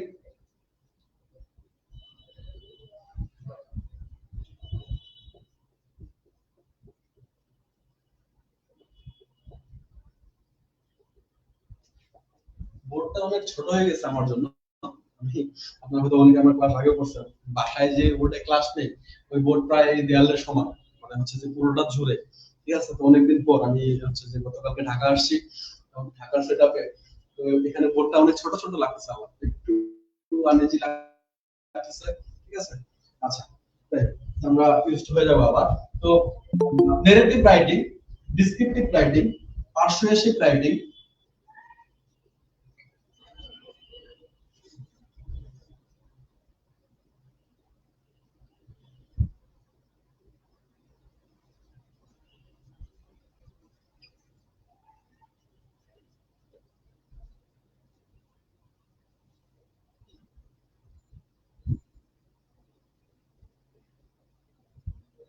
আচ্ছা একটু মনোযোগ দেন। রাইটিং অনেক রকম হতে পারে, সবগুলোতে গেলাম না, সেগুলো নিয়ে আমরা পরে আলোচনা করবো। একটু আপনাদেরকে ধারণা দেই রাইটিং হচ্ছে যে মেইনলি কত রকমের হতে পারে। বেসিক্যালি আমরা রাইটিংকে দুই ভাগে ভাগ করতে পারি, একদম সোজা সাতটা ভাগে যদি ভাগ করি তাহলে হচ্ছে formal writing, informal writing. Formal writing বলতে আমরা বুঝতেছি যে অফিশিয়াল পারপাসে স্পেশালি ইউজ করা হয়, ফর্মাল টাইপের লোকজনের সাথে ইউজ করা হয়, সেটা হচ্ছে ফর্মাল রাইটিং। অন্যথায় পার্সোনাল পারপাসে, ব্যক্তিগত, দেখা গেছে বন্ধু বান্ধবের সাথে, পরিবারের সাথে, আত্মীয়দের সাথে যেভাবে আমরা নরমালি ডে টু ডে লাইফে কথাবার্তা বলি, এরকম টাইপের যে লেখালেখি গুলো হয় সেগুলো হচ্ছে ইনফর্মাল রাইটিং। আমাদের এই রাইটিং হতে পারে নেরেটিভ রাইটিং। নেরেটিভ মানে হচ্ছে বর্ণনামূলক, মনোযোগ দেন। আমাদের রাইটিং হতে পারে ডিসক্রিপটিভ রাইটিং। ডিসক্রিপটিভ মানে কি, কথা বলুন। বর্ণনামূলক। বর্ণনামূলক, তাহলে এই তো ঝামেলা বাঁধা গেল। একটু আগে বললেন নেরেটিভ মানে বর্ণনামূলক, আবার বলতেছেন ডিসক্রিপটিভ মানে বর্ণনামূলক। এখানে ব্যাপারটা হলো নেরেটিভ বলতে আমরা যখন নিজের কোনো পার্সোনাল অপিনিয়ন শেয়ার করি, নিজের কোনো এক্সপেরিয়েন্স শেয়ার করি, শেয়ার করে বর্ণনা করি, সেই ক্ষেত্রে সেটা হয় নেরেটিভ। অন্যদিকে যখন নরমালি কোনো কিছু বর্ণনা করি বা নিজে ইম্পার্শিয়াল বা নিরপেক্ষ থেকে নিজের কোনো অপিনিয়ন, নিজের কোনো অভিজ্ঞতা শেয়ার না করে একটা জিনিস বর্ণনা করতেছেন, ধরেন আপনি একটা ফুলের সৌন্দর্য বর্ণনা করতেছেন, ঠিক আছে, ফুলটা কিরকম কিরকম না কিরকম এটা বর্ণনা করতেছেন, নিজের কোনো অভিজ্ঞতা না, বা হচ্ছে যে ধরেন আপনি একটা ভালো দৃশ্যের কথা বর্ণনা করতেছেন নিজের কোনো অপিনিয়ন বাদ দিয়ে, সেক্ষেত্রে সেটা হবে ডেসক্রিপটিভ। অন্যদিকে নিজের কোনো অভিজ্ঞতা, নিজের কোনো অপিনিয়ন দ্বারা, নিজের মতো করে, নিজের চিন্তা ভাবনা দ্বারা আপনি যখন কোনো কিছু বর্ণনা করবেন সেটা হবে নেরেটিভ। এটা আমরা যখন নেরেটিভ প্যারাগ্রাফ, ডেসক্রিপটিভ প্যারাগ্রাফ করবো তখন ডিটেইলে শিখবো, সমস্যা নাই। তো এগুলো বর্ণনামূলক। তারপর হচ্ছে পার্সুয়েসিভ রাইটিং। পার্সুয়েসিভ রাইটিং এ হয় কি, একটা জিনিস লেখা হয় যেটাতে অডিয়েন্সকে নিজের পক্ষে, আমি যেটা মনে করি, ধরো লিখতেছি, আমি একটা লিখতেছি, আমি যা লিখবো, যে এই লেখাটা পড়বে আমার টার্গেট থাকবে সে যেন আমার অপিনিয়নটা হচ্ছে যে মেনে নেয়, মানে কাউকে পটানোর জন্য যে লেখা, এটা হচ্ছে পার্সুয়েসিভ রাইটিং। লিটারারি রাইটিং মানে হচ্ছে সাহিত্য কর্মের মধ্যে যে আমরা রাইটিং গুলো পাই, এটা অনেক কিছু হতে পারে। Short story, drama. আজকে আমরা যে জিনিসগুলো শিখতেছি, যেভাবে শিখতেছি, আমি চ্যালেঞ্জ করে বলতে পারি যে রাইটিং স্কিলের উপর এভাবে করে আপনারা কোথাও এত ডিটেইলে এই বিষয়গুলো পাবেন না, বা এভাবে কখনো কেউ হয়তো আপনাকে বলে নাই, আমার বিশ্বাস এটা। ফিকশন ইত্যাদি ইত্যাদি, পোয়েট্রি। তো আমরা এই যে লিটারেচারের মধ্যে যে বিষয়গুলো পাবো বা পড়বো, এগুলো হচ্ছে আমাদের লিটারেরি রাইটিং। এছাড়া আমাদের ব্লগ বা অনলাইন রাইটিং ইত্যাদি ইত্যাদি টাইপের রাইটিং হতে পারে। আমরা ধীরে ধীরে এই টাইপের রাইটিং গুলা পাবো। তো এই হচ্ছে আমাদের রাইটিং এর টাইপ, বা এই টাইপের রাইটিং গুলো হতে পারে। আমরা কি বুঝতে পারলাম এতটুকু? জানাবো একদম ক্লিয়ার। লাইভে আছি, বুঝতে পারি, লাইভে আছি, বুঝতে পারি। আমরা একটু ওকে লিখে কমেন্ট করব, এই পর্যায়ে আমি একটু চেক করে নিতে চাই সবাই ক্লিয়ার আছেন কিনা। ভাইয়া ক্লিয়ার হয় নাই, 3 নাম্বারটা আর একটু ক্লিয়ার করলে। Thank you. 3 নাম্বারটা হচ্ছে পার্সুয়েসিভ রাইটিং। পার্সুয়েসিভ মানে হচ্ছে কাউকে পারসিউট করা। পারসিউট, ক্লাস কেটে গেল। মনোযোগ দেন। পারসিউট মানে কি? পারসিউট মানে, আচ্ছা আমাদের মিটের লিংক টাইম শেষ হয়ে যাচ্ছে, আমি আবার লিংকটা দিচ্ছি, আপনারা সবাই আবার জয়েন করবেন।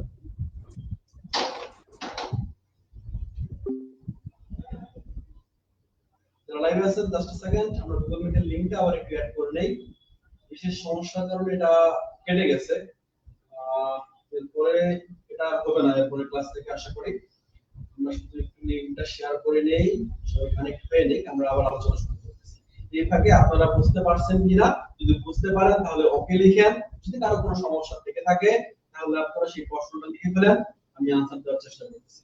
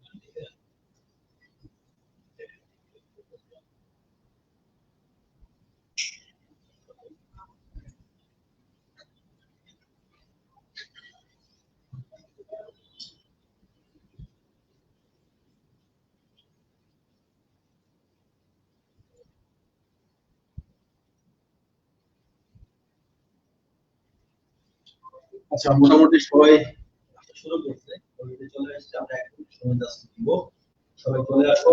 আমরা তারপর সবাই একসাথে আলোচনা শুরু করবো, কাউকে বাদ দিয়ে আলোচনা শুরু করবো না। আমরা চাই সবাই সবকিছু ভালোমতো শিখুক।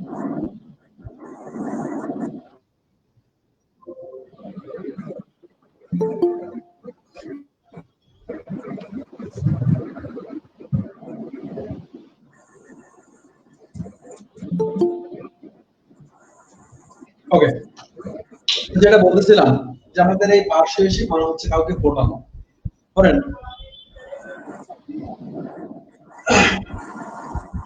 ধরেন আমাদের কি বলবো, ভাই আপনি তো অনেক ঘামতেছেন, ফ্যান ছেড়ে দেন। ফ্যান আছে, ঢাকা শহর অনেক গরম, ফ্যানে কাজ হচ্ছে না। যাই হোক, আমাদের ক্লাস কি ঢাকা থেকে নিতেছেন নাকি ঠাকুরগাঁ? ঢাকা ঢাকা। আচ্ছা, মনে করবেন আমরা পার্শ্বশী রাইটিংটা বুঝি নাই, কে জানি প্রশ্ন করছে, খুবই ভালো প্রশ্ন। এক্সাম্পল নিয়ে আমরা বুঝি। ধরেন আপনাদের মধ্যে মুস্তাফিজুর রহমান ভাই, উনি ওনার একটা মেয়েরে ভালো লাগছে, মুস্তাফিজুর ভাই মানে অনেক খুশি হয়েছে। এখন মুস্তাফিজুর ভাই কি চিন্তা করতেছে যে এই মেয়েটারে পটানো দরকার, আমি এর সাথে প্রেম করবো বা একে আমি বিয়ে করব, ভাবতেছ। এখন তিনি এই মেয়েটাকে পটানোর জন্য একটা চিঠি লিখলেন, খুব মনোযোগ দিয়ে বুঝেন। মুস্তাফিজুর ভাই একটা চিঠি লিখছে। এখন চিঠিটা লেখার উদ্দেশ্য কি? সে এমন ভাবে এই মেয়ের প্রশংসা করছে যে তোমার চোখ দুটা টানা টানা হরিণী চোখ, তোমার চোখ দেখলেই আমি মুগ্ধ হয়ে যাই, সকাল সন্ধ্যা যখনই আমি হচ্ছে যে চোখ বন্ধ করি তখনই শুধু তোমাকেই আমি দেখতে পাই, আমার স্বপ্নে ভাসে শুধু তোমার মুখ, তোমারে না দেখলে আমি কখনোই পাই না মনে সুখ। তিনি খুব সুন্দর ভাবে এভাবে লিখছেন। ঠিক আছে, লেখার উদ্দেশ্যটা কি? যাতে করে তিনি যার উদ্দেশ্যে লিখছেন এই লেখাটা পড়ে মুস্তাফিজুর রহমানের ভাইয়ের প্রেমে পড়ে যায়, বা তিনি যেটা চাচ্ছেন বা বিয়ে করতে চাচ্ছেন তার সেজন্য যেন পটে যায়। ঠিক আছে, পটানোর যে ব্যাপারটা, এই টাইপের যে লেখাগুলা, এই লেখাগুলাকেই বলা হচ্ছে পার্সুয়েসিভ রাইটিং।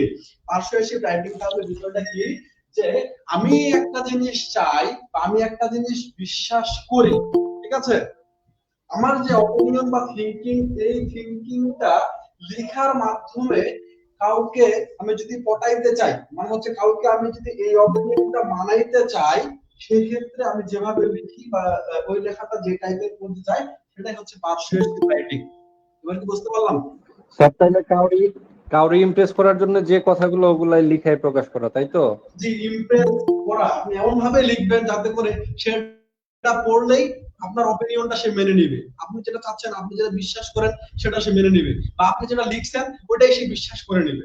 এটা হচ্ছে পার্সুয়েসিভ রাইটিং। তো এটা নিয়ে আমরা আরো ডিটেইল আলোচনা। তাহলে কি স্যার এই রাইটিং স্কিলে এই পার্সুয়েসিভ রাইটিং এটা কি শেখা যাবে স্যার? হ্যাঁ, অবশ্যই আমরা পার্সুয়েসিভ রাইটিং নিয়ে অনেক ডিটেইল আলোচনা করব।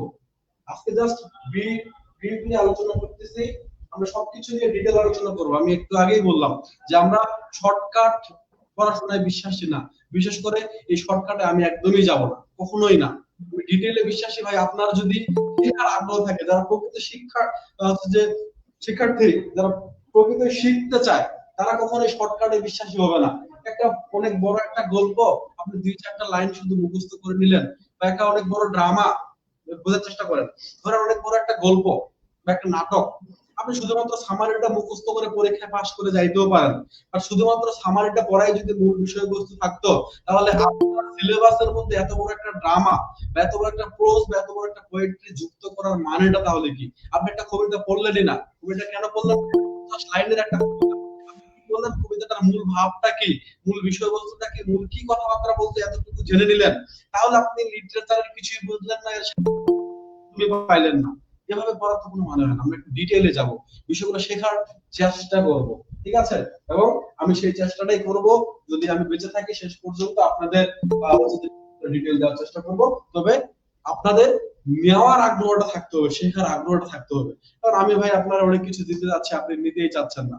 ভালোবাসা তো আর একদিক থেকে হয় না। আমি আপনার ভালোবাসা দিতে যাচ্ছি, আপনি বলতেছেন না আমার ভালোবাসার দরকার নাই, তাহলে কিন্তু মুশকিল, তাহলে কিন্তু হবে না, ঠিক আছে? আপনার ক্ষুধা থাকতে হবে, আপনার ক্ষুধা থাকলে আমি আপনাকে খাবার দেওয়ার চেষ্টা করবো। এখানে আবার খাওয়া বলতে কেউ মনে করেন না যে চাইতে আমাদের কাচ্চি বিরিয়ানি দেওয়ার কথা বলতেছে, আমি পড়ার কথা বলতেছি, ঠিক আছে? যাই হোক, আমাদের হেসে দিছে। আচ্ছা, যাই হোক, আসেন তাহলে আমাদের অনেক রকমের রাইটিং হতে পারে, কি কি টাইপের হতে পারে আমরা একটু দেখলাম। তাহলে সামনের দিকে যাওয়া যাক। আশা করি এতটুকু ক্লিয়ার হয়ে গেছে। খুব মনোযোগ দিবেন। আমরা কোনো কিছু যখন লিখবো, রাইটিং এর টাইপ দেখলাম, এখন কোনো কিছু যখন আমরা লিখতে যাব, লিখতে গেলে সর্বপ্রথম আমাদের যে বিষয়টা কনসিডার করতে হবে সেটা হচ্ছে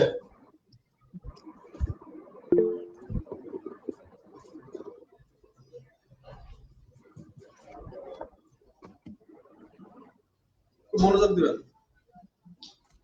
খুবই মনোযোগ দিয়ে বুঝতে হবে। কতটা মনোযোগ? ধরেন আপনি দেশের বাইরে আছেন, এই মোবাইল কম্পিউটারের যুগ ভাই নাই, ঠিক আছে? এখন ভিডিও কল দিলে সবাইকে দেখা যায়, এই যুগ নাই। আপনি ওই আগের যুগের, মানে আমাদের বাপ চাচাদের যুগে আপনি আছেন, বিদেশে গেছেন। এই বিদেশ থেকে দেশে ফেরার পর আপনার গার্লফ্রেন্ডের সাথে আপনার দেখা হইলে আপনি যত মনোযোগ দিয়ে কথাগুলো শুনতেন, কতটা মনোযোগ দিয়ে কথাগুলো শুনবেন, ঠিক আছে?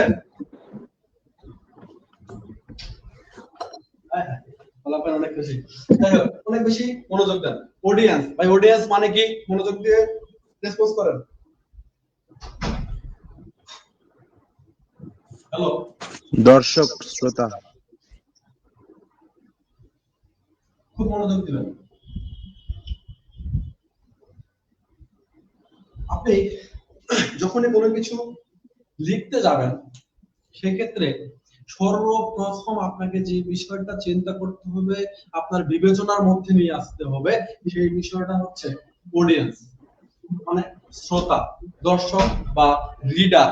তার মানে আপনি কার উদ্দেশ্যে লিখতেছেন, উদ্দেশ্যে লিখতেছেন তার সম্পর্কে আপনার কমপ্লিট একটা কনসেপ্ট থাকতে হবে। খুব মনোযোগ দেন, এটা আপনার সেকেন্ড ইয়ারে গিয়েও পাবেন, এটা নিয়ে আলোচনা পরবর্তীতেও আছে। তবে এই আলোচনাটা আপনার এখন যদি আপনি না বুঝেন, তাহলে কিন্তু অনেক কিছু আপনার মানে হচ্ছে যে পড়াটা অপূর্ণ থেকে যাবে। মনোযোগ দেন। এখন অডিয়েন্স, ধরেন আপনি কোনো কিছু লিখতেছেন, ইসরাত জাহান কিছু একটা লিখবে, সে প্ল্যান করতেছে। এখন লেখার আগে অডিয়েন্স সম্পর্কে তার ধারণা থাকতে হবে, সেই সাথে তার ধারণা থাকতে হবে পারপাস সম্পর্কে, উদ্দেশ্য সম্পর্কে। ভাইয়া বোর্ডটা সম্পূর্ণ দেখা যাচ্ছে না। আপনি জুম আউট করে ফেলেন, আপনি জুম করে ফেলছেন তো, জুম আউট করেন, তাহলে সম্পূর্ণ বোর্ড দেখতে পাবেন। অথবা আপনি লাইভে চলে আসেন। আপনি মনোযোগ দেন, এই জায়গাটা খুবই বোঝার ব্যাপার, গুরুত্বপূর্ণ বিষয়। আপনি যখনই কোনো কিছু লিখবেন, তার পিছনে অবশ্যই কোনো না কোনো উদ্দেশ্য থাকবে। উদ্দেশ্য ছাড়া আমরা কোনো কিছু লিখি ভাই, বলেন?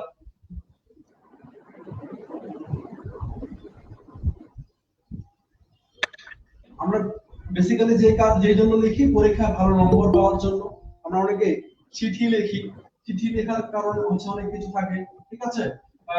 তো আমাদের এই পারপাস, কোনো কিছু লেখার পারপাস অনেক রকম থাকতে পারে। কিরকম থাকতে পারে আমাদের এই পারপাস? হতে পারে আপনি কাউকে আনন্দ দিতে চান, খুব মনোযোগ দিয়ে বুঝিয়েন। হতে পারে কাউকে আপনি কোনো কিছু জানাইতে চান,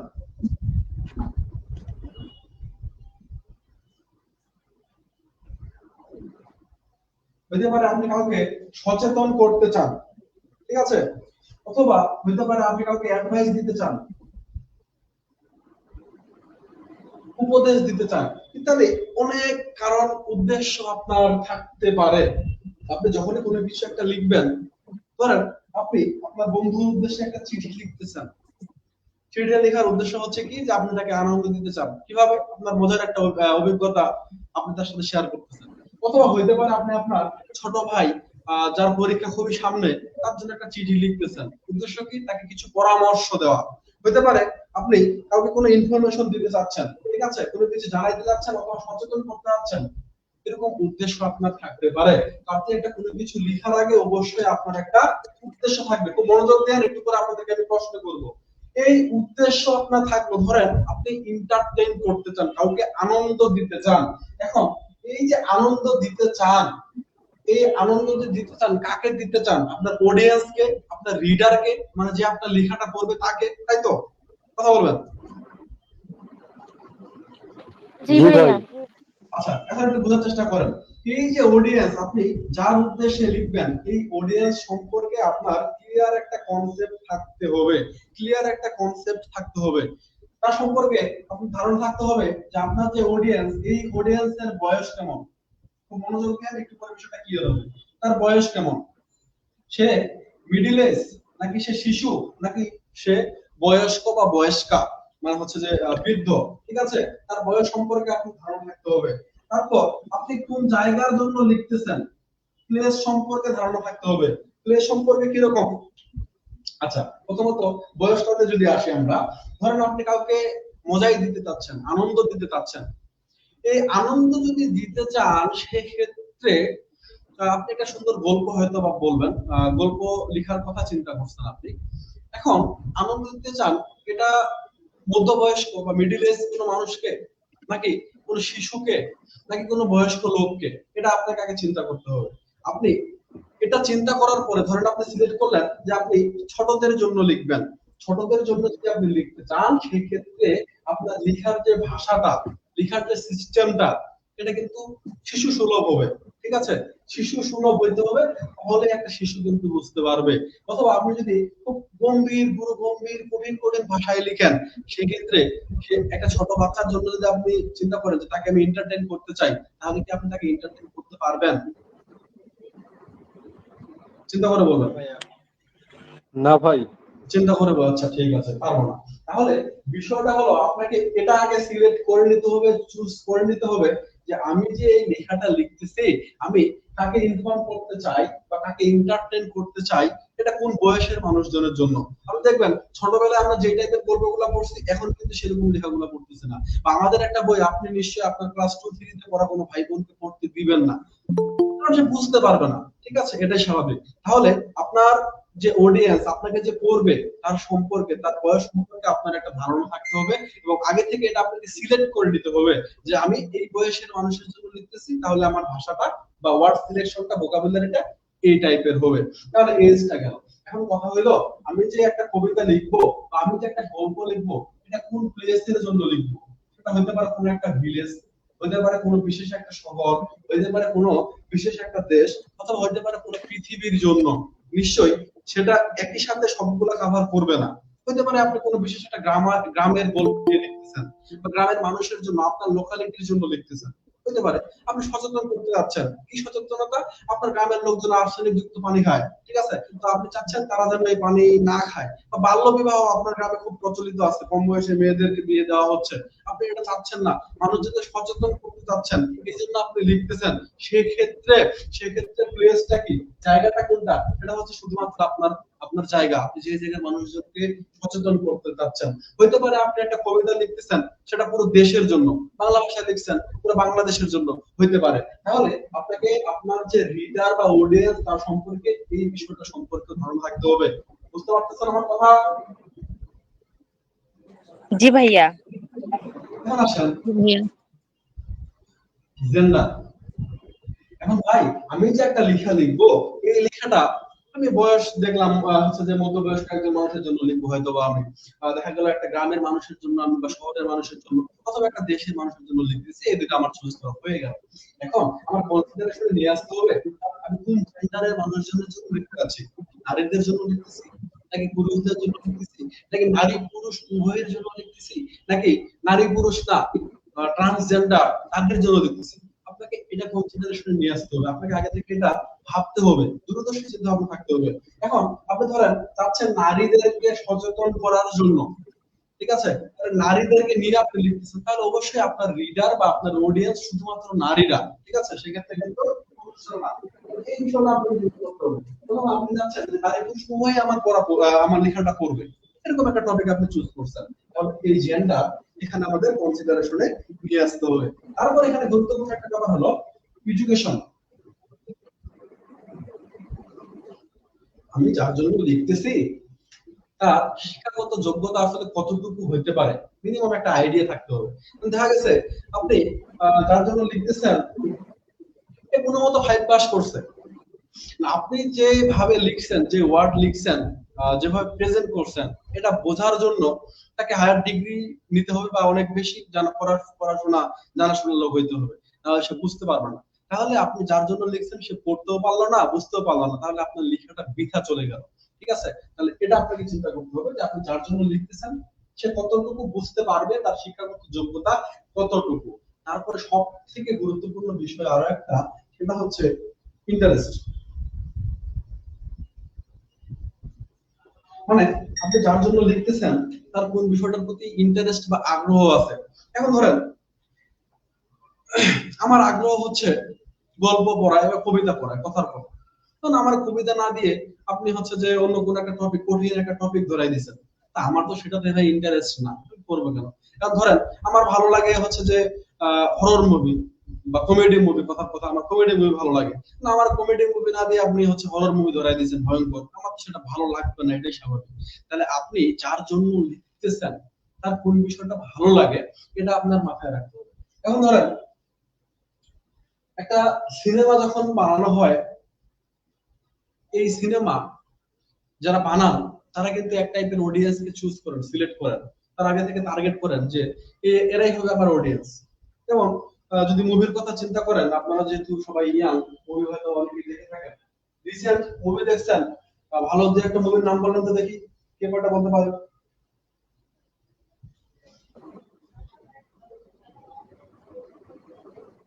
ভাইয়া হিন্দি মুভি আছে সালার, ডানকি এগুলো। আচ্ছা, আর বলেন যে 12th fail। বাকিরা ছবি দেখে না?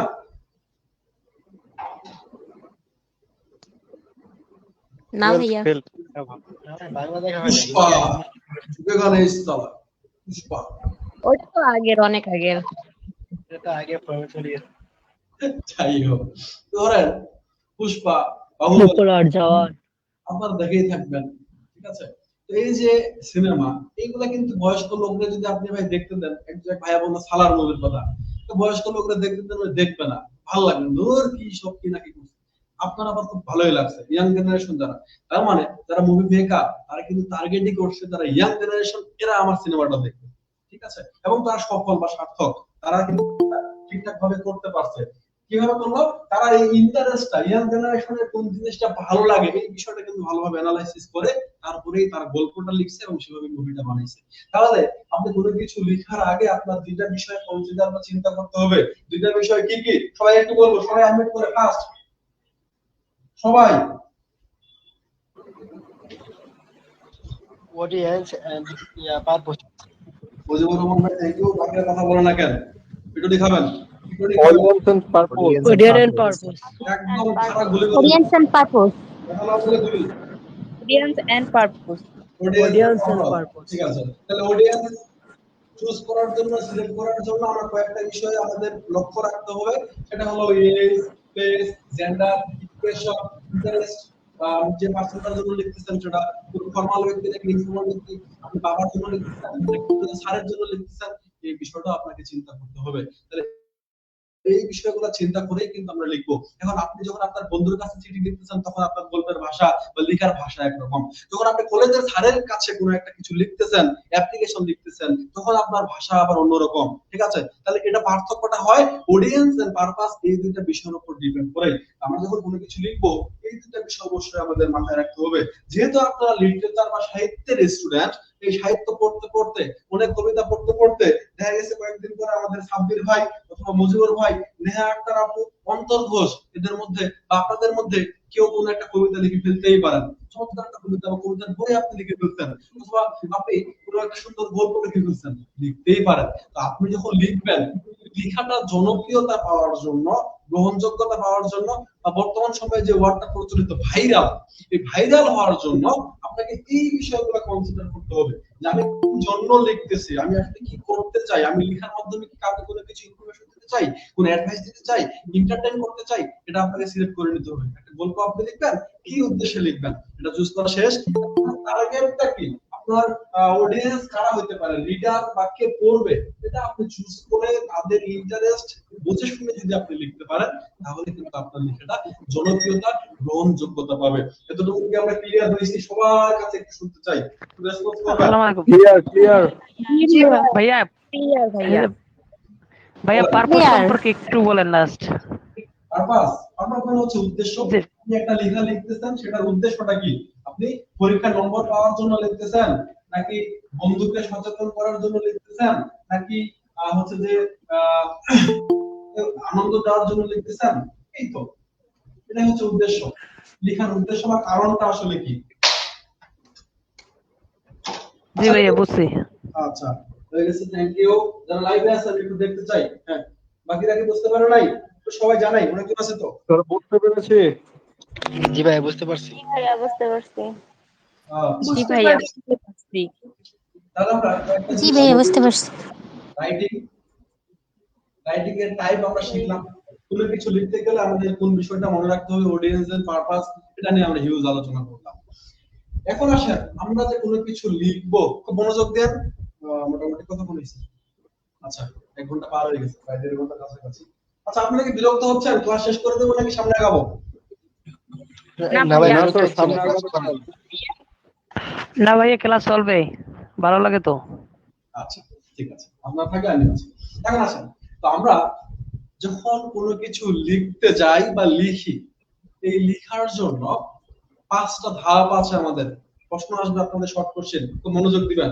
আমরা যখন কোনো কিছু লিখতে যাই তখন আমাদের 5টা ধাপ অবলম্বন করে লিখতে হয়। ঠিক আছে, প্রসেস অফ রাইটিং যেটাকে বলা হয়। তো মনোযোগ দেন, খাতায় লিখবেন, নোট করবেন। প্রসেস অফ রাইটিং, এটা প্রসেস আছে কয়টা? 5টা, 5 স্টেপ প্রসেস, 5টা ধাপ। মনোযোগ দেন, বুঝতে পারবেন। কোনো কিছু যখন আমরা লিখি আমাদের 5টা ধাপ অবলম্বন করতে হয়। 5টা ধাপ কি কি? Number 1, rewriting. খুব মনোযোগ দিবেন, নোট করবেন খাতায়, খাতায় ঝটপট লিখে ফেলবেন। আনসারি করার কোনো মানেই হবে না। কেউ যদি ভাবেন যে আমি এখন দেখি, স্যার আপনার সাথে সাথে লিখে ফেলবো নাকি আপনি লিখার পরে তারপরে লিখবো? লিখে ফেলবেন, লেখার পরে আমি এর আগে হচ্ছে যে প্রত্যেকটা লেখার পর আমি এই বিষয়গুলো নিয়ে আলোচনা করে দেব। এখন যদি কেউ এমন ভাবেন ভাই যে আমি ক্লাসটা এখন শুধু দেখি পরে লিখবো, এটা হয়তো বা অনেকেরই করা হয়ে উঠবে না, এটা হওয়ার সুযোগ খুবই কম। এবং কেউ যদি এমন ভাবেন যে আমার এখনই মুখস্থ হয়ে যাবে, আমার লেখার দরকার নাই, এটাও ভুল ধারণা। কারণ আমরা বিদ্যাসাগর কেউই না, আমরা যদি লিখে ফেলি আমাদের হয়ে যাবে, পরে একবার রিভিশন করলে আরো ভালো মতো হবে। আমরা কষ্ট করে একটু লিখবো। পড়াশোনা ভাই কষ্টেরই ব্যাপার। একটা সিনেমা দেখতে আপনি যতটা স্বাচ্ছন্দ্য বোধ করবেন, যত সহজে দেখবেন, যত বেশি ভালো লাগবে, একটা ক্লাস করতে আপনার ততটা ভালো লাগবে না, এটাই স্বাভাবিক। আপনি যদি ওই চিন্তা করেন তাহলে বোকামি হবে, কারণ সেখানকার ব্যাপার এখানকার ব্যাপার ভিন্ন। সেখানে আপনি যা কিছু দেখতেছেন সম্পূর্ণ আগ্রহ নিয়ে দেখতেছেন, আপনার ব্রেনের উপর এক্সট্রা কোনো প্রেসার পড়তেছে না। বাট যখন আপনি ক্লাস করতেছেন তখন আপনার ব্রেনের উপর প্রেসার পড়তেছে। কেন? আপনি ব্রেনে ইনপুট দিচ্ছেন, কোনো কিছু শিখতেছেন, ঠিক আছে, আপনার মাথাটা গরম হচ্ছে। আপনারা দেখবেন যে আপনার ফোনের মধ্যে কোনো কিছু যদি একটা ডাউনলোড করেন, ধরেন কোনো কিছু ডাউনলোড করতেছেন, হতে পারে কোনো একটা মুভি, কোনো একটা গান, কোনো একটা ফাইল, দেখবেন আপনার ফোনটা গরম হয়ে যাচ্ছে। কেন গরম হয়? ওর মধ্যে ইনপুট হচ্ছে, নতুন একটা ইনফরমেশন তাকে নিতে হচ্ছে। সামান্য একটা মোবাইল, ল্যাপটপ কেউ গরম হয়ে যায়। আমরা তো সেরকমই অনেকটা, যে আমাদের ব্রেনের মধ্যে কোনো কিছু একটা ইনপুট দিচ্ছি, মাথা গরম হয়ে যাচ্ছে, আমাদের বিরক্ত লাগতেছে, আমরা নিতে চাচ্ছি না, নিতে পারতেছি না, এরকম একটা ব্যাপার, মানে জোর করে নিতে হচ্ছে। জোর করে নিতে পারলে নিয়ে নিলে কিন্তু হয়ে গেল। তো এটা কঠিন বিষয়, আমরা একটু কষ্ট করে হইলেও পড়াশোনাটা সেভাবে করবো। কেননা আমাদের বিয়ে, আমাদের বাবা মাদের অনেক স্বপ্ন হয়। বাবা মারা, প্রত্যেকের বাবা মাই তাদের সন্তানকে নিয়ে একটা ভালো স্বপ্ন দেখে, ভালো একটা আশা করেন। তার মানে এই না যে বাবা মারা আমাদের, আমরা ভালো কিছু করলে, ভালো অর্থ উপার্জন করলে, ভালো একটা চাকরি করলে তারা আমাদের টাকা দিয়ে তাদের চলতে হবে, এরকম চিন্তা ভাবনা নিয়ে বাবা মারা চিন্তা করে না। তারা ভাবে আমার ছেলেটা বা আমার মেয়েটা যদি ভালো একটা জায়গায় সেটেল হয়ে যায়, ভালো একটা কিছু করে, তাহলে সে ভালো থাকবে, সে ভালো থাকলে আমার শান্তি। বাবা মাদের চিন্তা ভাবনাটা এরকম, ঠিক আছে? তারা আমাদের নিয়ে স্বপ্ন দেখে। আমরা নিজেরাও তো অনেক স্বপ্ন দেখি। এই স্বপ্ন বাস্তবায়ন করতে হলে আমাদের আসলে কষ্ট করতে হবে। এমনি কোনো কিছু পৃথিবীতে হয় না, ঠিক আছে? পরিশ্রম অবশ্যই করতে হবে। আমাদের সৃষ্টিকর্তা বা আমাদের আল্লাহ আমাদের জান্নাত তো এমনি এমনি দিয়ে দিতে পারতো, যে মানুষ তোমাকে আমি সৃষ্টি করলাম, হচ্ছে যে জান্নাত দিয়ে দিলাম। কিন্তু তিনি কি করছেন? একটা পরীক্ষার মধ্যে আমাদের রাখছেন। তুমি ভালো কাজ করলে তুমি পাবা, খারাপ কাজ করলে তুমি পাবা না। তার মানে এখানেও আপনাকে কষ্ট করে সেটা অর্জন করতে হবে, ঠিক আছে? ঠিক ব্যাপারটা হলো এটাই, এখানে আমাদের কষ্ট করে শিখতে হবে। তো আমাদের কোনো কিছু লিখতে গেলে রাইটিং স্টেপের প্রথম ধাপটাই হচ্ছে প্রি রাইটিং। মনোযোগ দিব। প্রি রাইটিং মানে লেখার পূর্বের যে ধাপ, লেখার পূর্বের ধাপ, মানে আপনি লিখতেছি না, বাট লেখার আগের ধাপ। লেখার আগে আপনি কি করেন? ধর পরীক্ষায় একটা প্রশ্ন আপনাকে দেওয়া হয়েছে, প্রশ্নটা দেখার সাথে সাথে কি আপনি উত্তর করা শুরু করবেন, নাকি 1 মিনিট 2 মিনিট চিন্তা করবেন? কথা বলেন। আমি 1 মিনিট 2 মিনিট চিন্তা করি। চিন্তা করেন। চিন্তা করাটাই স্বাভাবিক। এই আনসারটা করতে হয়, তাহলে সেটা অ্যাপ্রোপ্রিয়েট হয়। হুট করে আপনাকে কেউ একটা কথা বলল, আপনি জানা নাই, শোনা নাই, বোঝা নাই, আপনি একটা কথা বলে দিলেন, কিন্তু হলো না। চিন্তা করে বলতে হয়।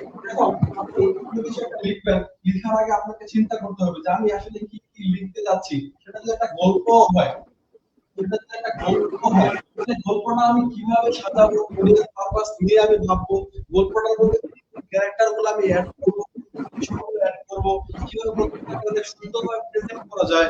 ভাইয়া আপনার কথা বোঝা যাচ্ছে না। তোমার নেটওয়ার্কের সমস্যা। কোন ভাই আপনার কথা ক্লিয়ার, কিন্তু ওনার নেটওয়ার্কের সমস্যা। হ্যাঁ, আপনি একটু দেখেন আপনার নেটের সমস্যা। কোন ইনফরমেশন গুলো অ্যাড করবে, এই বিষয়গুলো আমাদের আগে ভেবে নিতে হয়। আমি কিভাবে লিখতে যাব, এই বিষয়গুলো। তো এই প্রি রাইটিং লেখার পূর্বের যে ধাপটা, এখানে আমরা কি করি? তাহলে এখানে আমরা যেটা করি, এটা হচ্ছে আমাদের প্ল্যানিং ফেজ। খুব মনোযোগ দেন। প্ল্যানিং ফেজ, এই ধাপে আমরা প্ল্যান করি, পরিকল্পনা করি কিভাবে আমরা লিখতে যাচ্ছি বা লিখবো। তারপর বিভিন্ন রকম ইনফরমেশন কালেক্ট করি। একটা জিনিস লিখবো, কোন কোন ইনফরমেশন প্রোভাইড করব, এই জায়গাটায় কিন্তু আমি এই কাজটা করে নেব প্রি রাইটিং লেখার আগেই। তারপর হচ্ছে ব্রেন স্টর্মিং। এখানে আমরা ব্রেন স্টর্মিং করি। কারণ আপনারা অনেকে নতুন একটা ওয়ার্ড পেয়ে গেছেন, ব্রেন স্টর্মিং। ভাবতেছেন ব্রেন স্টর্মিং আবার কি? ব্রেন স্টর্মিং নিয়ে আমরা ডিটেইল আলোচনা করব আগামী দিনে। এটা নিয়ে আমাদের শর্ট কোশ্চেন আছে, তারপরে একটু বলে দেই। ব্রেনস্টর্মিং বিষয়টা হচ্ছে যে কোনো একটা বিষয় সম্পর্কে হিউজ ইনফরমেশন কালেক্ট করা। সেটা বেসিক্যালি যদি ব্রডলি আমরা থিংক করি, তাহলে হয় কি, যে ধরেন একটা টপিকের উপরে একটা টিম বানানো হলো, কয়েকজন মেম্বার থাকবে, সেখানে সবাইকে স্বাধীনভাবে চিন্তা করার হচ্ছে যে সুযোগ দেওয়া হবে, এবং নিজের মতো করে পয়েন্ট দেওয়ার সুযোগ থাকবে। যে যার মতো করে চিন্তা করে অনেকগুলো পয়েন্ট ফাইন্ড আউট করা হবে। তারপর সবগুলো পয়েন্ট থেকে যে পয়েন্টগুলো ভালো সেগুলো চুজ করা হবে, সিলেক্ট করা হবে। এটা বেসিক্যালি আমরা ব্রেনস্টর্মিং। কথা হচ্ছে অনেক ইনফরমেশন কালেক্ট করার ব্যাপার-স্যাপার, এবং যেগুলো পারফেক্ট ইনফরমেশন, ঠিক আছে, সেগুলো আমরা ব্রেনস্টর্মিং নিয়ে পরবর্তীতে কথা বলবো আগামী ক্লাসে, অসুবিধা নাই। প্রি রাইটিং তাহলে বিষয়টাকে একটু যদি বুঝি আমরা, প্রি রাইটিং হচ্ছে লেখার পূর্বের অবস্থা।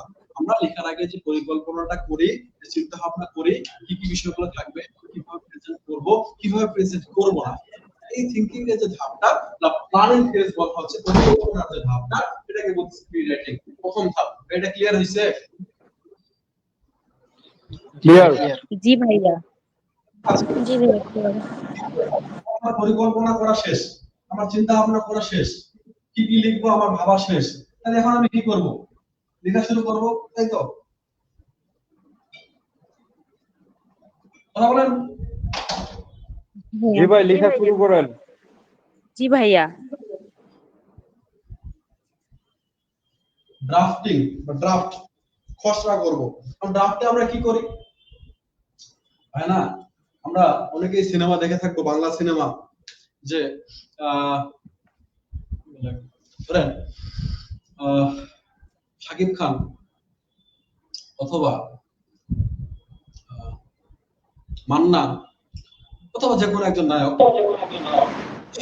মান্না ধরেন মৌসুমের জন্য চিঠি লিখতেছে। চিঠি লিখছে, ধরেন যে 2-4 লাইন লিখছে, মনের মতো হচ্ছে না, সে চিঠি লিখে সে ফেলে দিল, আবার নতুন করে লিখতেছে। ঠিক আছে, তো মনের মধ্যে যে প্ল্যানিংটা আছে, এই প্ল্যানিং দ্বারা আর ইনফরমেশন দ্বারা প্রথমে যে একটা ড্রাফট করা হয়, মানে খসড়া করা হয়, এটা মূল কপি না, হচ্ছে যে এলোমেলো ভাবে লেখা বা মেইন ইনফরমেশন গুলো আমি আমার মনের মতো করে প্রেজেন্ট করলাম, বাট এখানে হচ্ছে যে এটাই ফাইনাল কপি না, পরবর্তীতে এটা হচ্ছে আরো ফাইনালাইজ করা হবে, আরো ইনফরমেশন প্রোভাইড করা হবে বা নতুন করে সাজানো হতে পারে, কিন্তু এলোমেলো বিক্ষিপ্ত একটা ভাবনা দ্বারা যে লেখাটা হয়, এই লেখাটাকে বলা হচ্ছে ড্রাফটিং। মনোযোগ দেন, মানে খসড়া করা। আপনারা যদি মোবাইলের মেসেজ যান, মনোযোগ দেন, মোবাইলের মেসেজ ড্রাফট অপশন থাকে, মানে আপনি একটা মেসেজ লিখছেন কিন্তু সেটা ফাইনাল করেন নাই বা সেন্ড করেন নাই, সেম অবস্থায় আছে, মানে সেটা আপনি এডিট করতে পারবেন, মডিফাই করতে পারবেন, রিভাইজ করতে পারবেন, তাহলে এই অবস্থাটাকে বলা হচ্ছে ড্রাফট বা drafting. Clear? A process of writing a last statement. Clear. সামনে সামনে যাই, এটা মনোযোগ দেন। এখন আমার ড্রাফটিং করা শেষ, আমি এটা লিখছি, ধরেন আমি লাভ লেটার লিখতেছি, লাভ লেটার লিখতে গিয়ে 3-4 লাইন বা এক পাতা লিখে ফেললাম, লেখার পরে আমি কি সেটা হচ্ছে ডিরেক্ট আমার যার জন্য লিখছি তাকে দিয়ে দিব, নাকি ওটা আমি আরেকবার দেখবো যে কোনো কিছু ভুল টুল হইলো নাকি, আবার নতুন কোনো কিছু দেওয়া যায় কিনা? দেখবো নাকি দেখবো না? দেখবো ভাইয়া। যদি দেখে থাকি তাহলে এরপরের ধাপ হচ্ছে আমাদের রিভাইজিং বা রিভিশন। রিভাইজ করব আমরা। গার্লফ্রেন্ডের কাছে বা হচ্ছে যে প্রেমিকের কাছে চিঠি লিখছি, এই চিঠিতে যদি ভাই এক পাতার মধ্যে 10-12টা বানান ভুল থাকে, তাহলে কি সেই চিঠিতে কাজ হবে? এই কথা বলেন। না ভাই, হবে না। তাহলে কিন্তু কাজ হবে না। তাই কাজ যদি এই গোলমাল আপনি এড়াইতে চান, তাহলে আপনাকে রিভাইজ করতে হবে। তো রিভিশন বা রিভাইজিং মানে কি? আপনার যে আপনি যে লেখাটা লিখছেন সেটাকে পুনরায় দেখা, মানে হচ্ছে রিভিউ করা। স্যার, রিভাইজটা কি বেশি ইম্পর্টেন্ট? যে রিভিশনটা গুরুত্বপূর্ণ, রিভিশন না দিলে আপনার ভুল ভ্রান্তি থাকে যাইতেই পারে। মনোযোগ দেন তাহলে। রিভিউ মানে পুনরায় দেখা, মানে এই জায়গায় আপনি কি দেখবেন যে আমি যে লেখাটা ড্রাফট করলাম বা এলোমেলো ভাবে লিখলাম, এই জায়গায় এটা আপনি পুনরায় দেখতেছেন। দেখার পরে আপনি ফাইন্ড আউট করবেন যে এখানে কোনো কিছু মডিফাই করার দরকার আছে কিনা, কোনো কিছু ডিলিট করার দরকার আছে কিনা, কোনো কিছু অ্যাড করার দরকার আছে কিনা, কোনো কিছু নতুন করে সাজানোর দরকার আছে কিনা। আমি আশা করব যারা আপনারা একটু চালাক চতুর আছেন তারা হয়তো বা লিখে ফেলতেছেন, যে কথাগুলো বলছি এগুলো কিন্তু আপনাকে খুবই সাপোর্ট করবে পরবর্তীতে।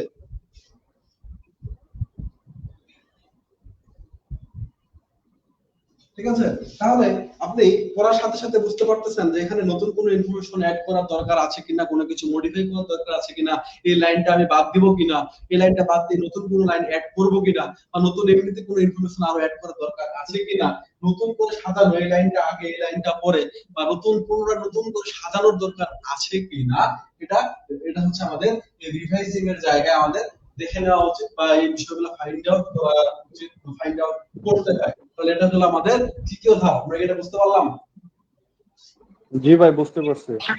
জি ভাইয়া বুঝতে পারলাম। আচ্ছা, ভালো ভাই, কথা। 4টা সাবজেক্টের জন্য কি 4টা আলাদা খাতা বানাবো? 4টার জন্য আলাদা 4টা বানাই ফেলিয়েন। ক্লাস অনেক দিন থেকে হবে, অনেক কিছু পাবেন, আপনার জন্য সুবিধা হবে। 4টা আলাদা করে ফেলিয়েন, যে মোটা খাতা করিয়েন, কারণ আমাদের ক্লাসে ইনফরমেশন ভাই অনেক পাবেন, হিউজ ইনফরমেশন পাবেন আশা করি। তো হচ্ছে খাতা আবার ভর্তি হয়ে গেলে নতুন খাতা বানাইতে হবে, তো শুরুতে একটু মোটা খাতা বানাইতেই আর পারেন। রিভাইজিং এর ওই যে লাস্টে ওইটা কি লিখছেন? রিমেম্বারিং নাকি রিঅ্যারেঞ্জ, মানে পুনরায় সাজানো। রিয়ারেঞ্জ। তো 3 নাম্বার ধাপ গেল। 3 নাম্বারের পরে আপনি যে এই যে রিভিউ করলেন, রিভাইজ দিলেন, রিভাইজ দিয়ে যে ভুল ভ্রান্তিগুলো বা যে বিষয়গুলো লক্ষ্য করলেন যে মডিফিকেশন গুলো দরকার, এটা কিভাবে রাখবেন নাকি সামনের দিকে আগাবেন, কোনো কিছু করবেন? সামনের দিকে আগাইতে হবে, ফিনিশিং দেওয়া লাগবে। এডিটিং এটা আপনি এখন এডিট করতে হবে। এডিট কিভাবে? কোনো কিছু বাদ দেওয়া, কোনো কিছু কাটছাট করা, নতুন করে যোগ করা, সেই সাথে হচ্ছে এখানে আপনার গ্রামার, স্ট্রাকচার, পাঞ্চুয়েশন, স্পেলিং এই বিষয়গুলো কিন্তু ঠিকঠাক করে নিতে হবে এডিটিং এর জায়গায়। তাহলে আপনি যে রিভিশন দিলেন সেখানে যে বিষয়গুলো নতুন করে চিন্তা করলেন যে এটা বাদ দিব, এটা অ্যাড করব, এটা মডিফাই করব, রিঅ্যারেঞ্জ করব, এই বিষয়গুলো এডিটিং এর জায়গায় আপনাকে করতে হবে। সবগুলো ঠিক করতেছেন আপনি। এবং এখানে আরো আপনাকে লক্ষ্য রাখতে হবে যে গ্রামার ঠিক আছে কিনা, গ্রামার ঠিক আছে কিনা, কোনো বানান ভুল আছে কিনা এটা দেখা লাগবে না স্যার? স্ট্রাকচার ঠিক আছে কিনা, স্পেলিং ঠিক আছে কিনা, মানে বানান ঠিক আছে কিনা, তারপর পাঞ্চুয়েশন, ক্যাপিটালাইজেশন ঠিক আছে কিনা, এই বিষয়গুলো আমরা এখানে এডিট করব বা ঠিকঠাক করে ফেলবো। আর এডিট করা শেষ, এডিট করা যখন আমাদের শেষ, মানে যে ভুলভ্রান্তি ছিল নতুন করে অ্যাড করার যে বিষয়গুলো ছিল আমরা সেটা এডিট করে ফেললাম। তাহলে এখন আমাদের লেখাটা কমপ্লিট বা রেডি হয়ে গেল। তাহলে এর পরের ধাপটা কি? আমাদের যখন লেখাটা প্রস্তুত হয়ে যাবে, ফাইনাল হয়ে যাবে, তারপর আমরা কি করব? পাবলিশ তারপর আমরা সেটা প্রকাশ করে ফেলবো, পাবলিশ করব।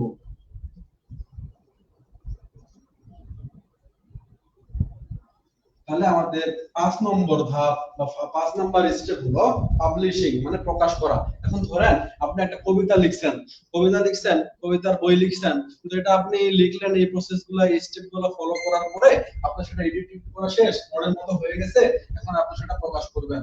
অথবা হচ্ছে যে আপনি একটা গল্প লিখছেন, সেই ক্ষেত্রেও এটা। এখন আপনাদের মনে একটা প্রশ্ন আসতেই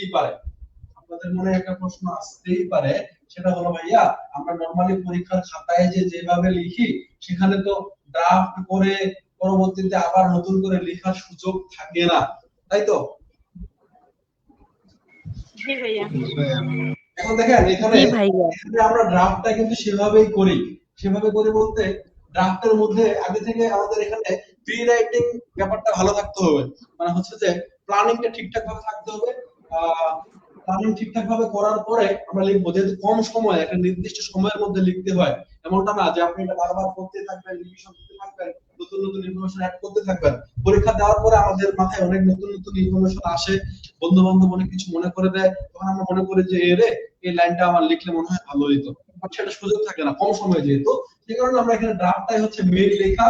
এটা লেখার পরে আমরা রিভিশন দেই, তো রিভিশন দিয়ে আমরা কিন্তু বেসিক্যালি যেখানে যে কাজটা করি, এখানে গ্রামার, স্পেলিং, এই টাইপের বিষয়গুলো একটু আমরা দেখার চেষ্টা করি এবং সেগুলো ঠিক করার চেষ্টা করি। বাট আপনি যখন প্রফেশনাল ওয়েতে কোনো কিছু লিখবেন, একটা কবিতার বই, একটা গল্প বা হচ্ছে একটা উপন্যাস আপনি লিখতেছেন, সেই ক্ষেত্রে এই 5টা ধাপ যেভাবে আমি বললাম এইভাবে অবলম্বন করা খুবই জরুরি। এভাবেই করতে হয়। উপন্যাস একটা লিখতেছেন, উপন্যাসটা আপনি কিভাবে সাজাবেন, নতুন করে আরো কোনো ইনফরমেশন সেখানে অ্যাড করবেন কিনা, গল্পটা আরো রহস্যময় ভাবে ক্রিয়েট করবেন কিনা, উপস্থাপন করবেন কিনা, এটা বারবার দেখা গেছে আপনি হচ্ছে যে রিভিশন দিচ্ছেন, এডিট করতেছেন, তারপর সবশেষে যখন ফাইনাল হয়ে যাবে তখন সেটা আমরা পাবলিশ করব। ঠিক একইভাবে এক্সাম যে আমরা লিখি, এই লেখাটা কমপ্লিট হয়ে গেলে পরীক্ষার খাতা যখন জমা দেয়, এটা কিন্তু আমরা পাবলিশই করি। কার জন্য? টিচারের জন্য, পরীক্ষকের জন্য, হচ্ছে যে যিনি আমাদের খাতাটা জাজ করবে, দেখবে, তার জন্য আমরা এটা পাবলিশ করি। আমরা একটা লেটার লিখলে যার জন্য লিখছি তার কাছে এটা আমরা পাবলিশ করি। তাহলে আমাদের রাইটিং প্রসেস কয়টা হলো? 5টা। 5টি। ভাইয়া 2 নাম্বার প্রসেসটা একটু আরেকবার সংক্ষেপে বুঝিয়ে দিলে ভালো হতো। 2 নাম্বার প্রসেসটা কি ছিল বলেন? ড্রাফটিং মানে হচ্ছে খসড়া। আপনি কোনো কিছু ফাইনাল করার আগে, কোনো কিছু পুরো লেখা ফাইনাল করার আগে, ধরেন আপনার মাথার মধ্যে অনেক চিন্তা ভাবনা আসতেছে এলোমেলো করে, আপনি ড্রাফট করে রাখলেন। এটা হইতে পারে যদি আমরা এভাবে চিন্তা করি, আমরা পয়েন্ট করেও লিখে রাখতে পারি, ড্রাফট করে, যে আমি এই বিষয়গুলা হচ্ছে যে এই গল্পটার মধ্যে বা এই লেখাটার মধ্যে ইনক্লুড করব, পয়েন্ট করে শুধু রাখলাম, পরে সেগুলো আমরা ডিটেইলে লিখলাম, এরকমও হতে পারে। এই হচ্ছে ড্রাফটিং। বুঝতে পারছি? জি ভাই। ভাই আমরা কোন রাইটারের বই পড়বো? বুক লিস্ট আপনাদেরকে দিয়ে দেওয়া হবে, সমস্যা নাই। আমরা রাইটার বলতে বাজারে অনেক রাইটার আছে, আসলে আমরা আপনাদের তো হ্যান্ডআউট প্রোভাইড করবোই। দুই একটা ক্লাস করে দেখেন, যদি আলাদা করে বই দরকার হয়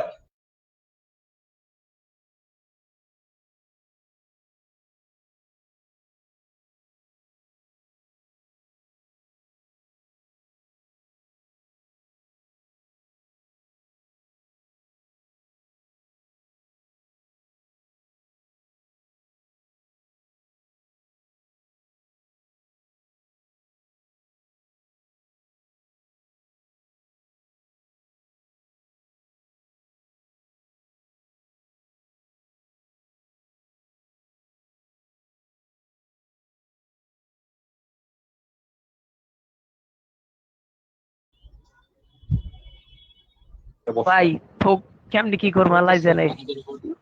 ভাই কোন কলেজের? ওই যায় পড়ছে স্যার।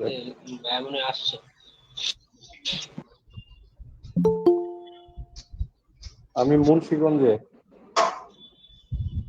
মনোযোগ দেন, হ্যালো, একটু মনোযোগ দেন।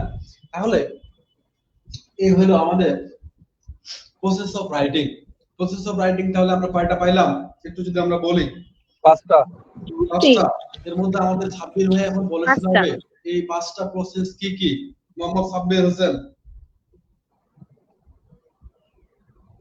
প্রি রাইটিং ভাইয়া। আরে ভাই সাব্বির বাইরে বলতে বলছে।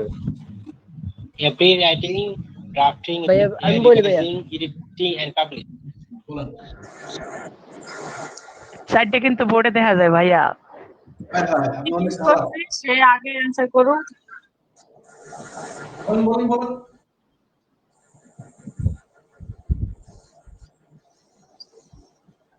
হ্যাঁ বলেন।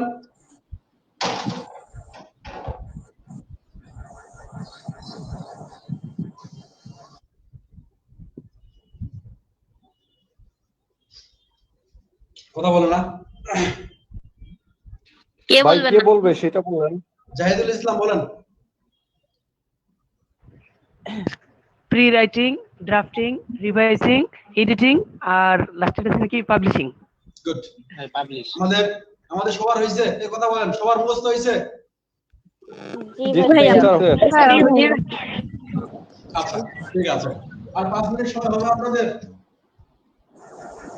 হবে স্যার। জি ভাইয়া। ইনশাআল্লাহ। একটু মনোযোগ দেন, আমি আপনাদের কাছে রেসপন্স দেব, একটু ফাস্ট যাবেন। আমি আপনাদের কাছে রেসপন্স দেব, সবাই অ্যানসার করবেন। একটু গোলমাল হলে হয়তো পারে, সমস্যা নাই। উত্তরটা দিয়ে আবার নোট করে ফেলবেন। ফাস্ট, সবাই রেডি?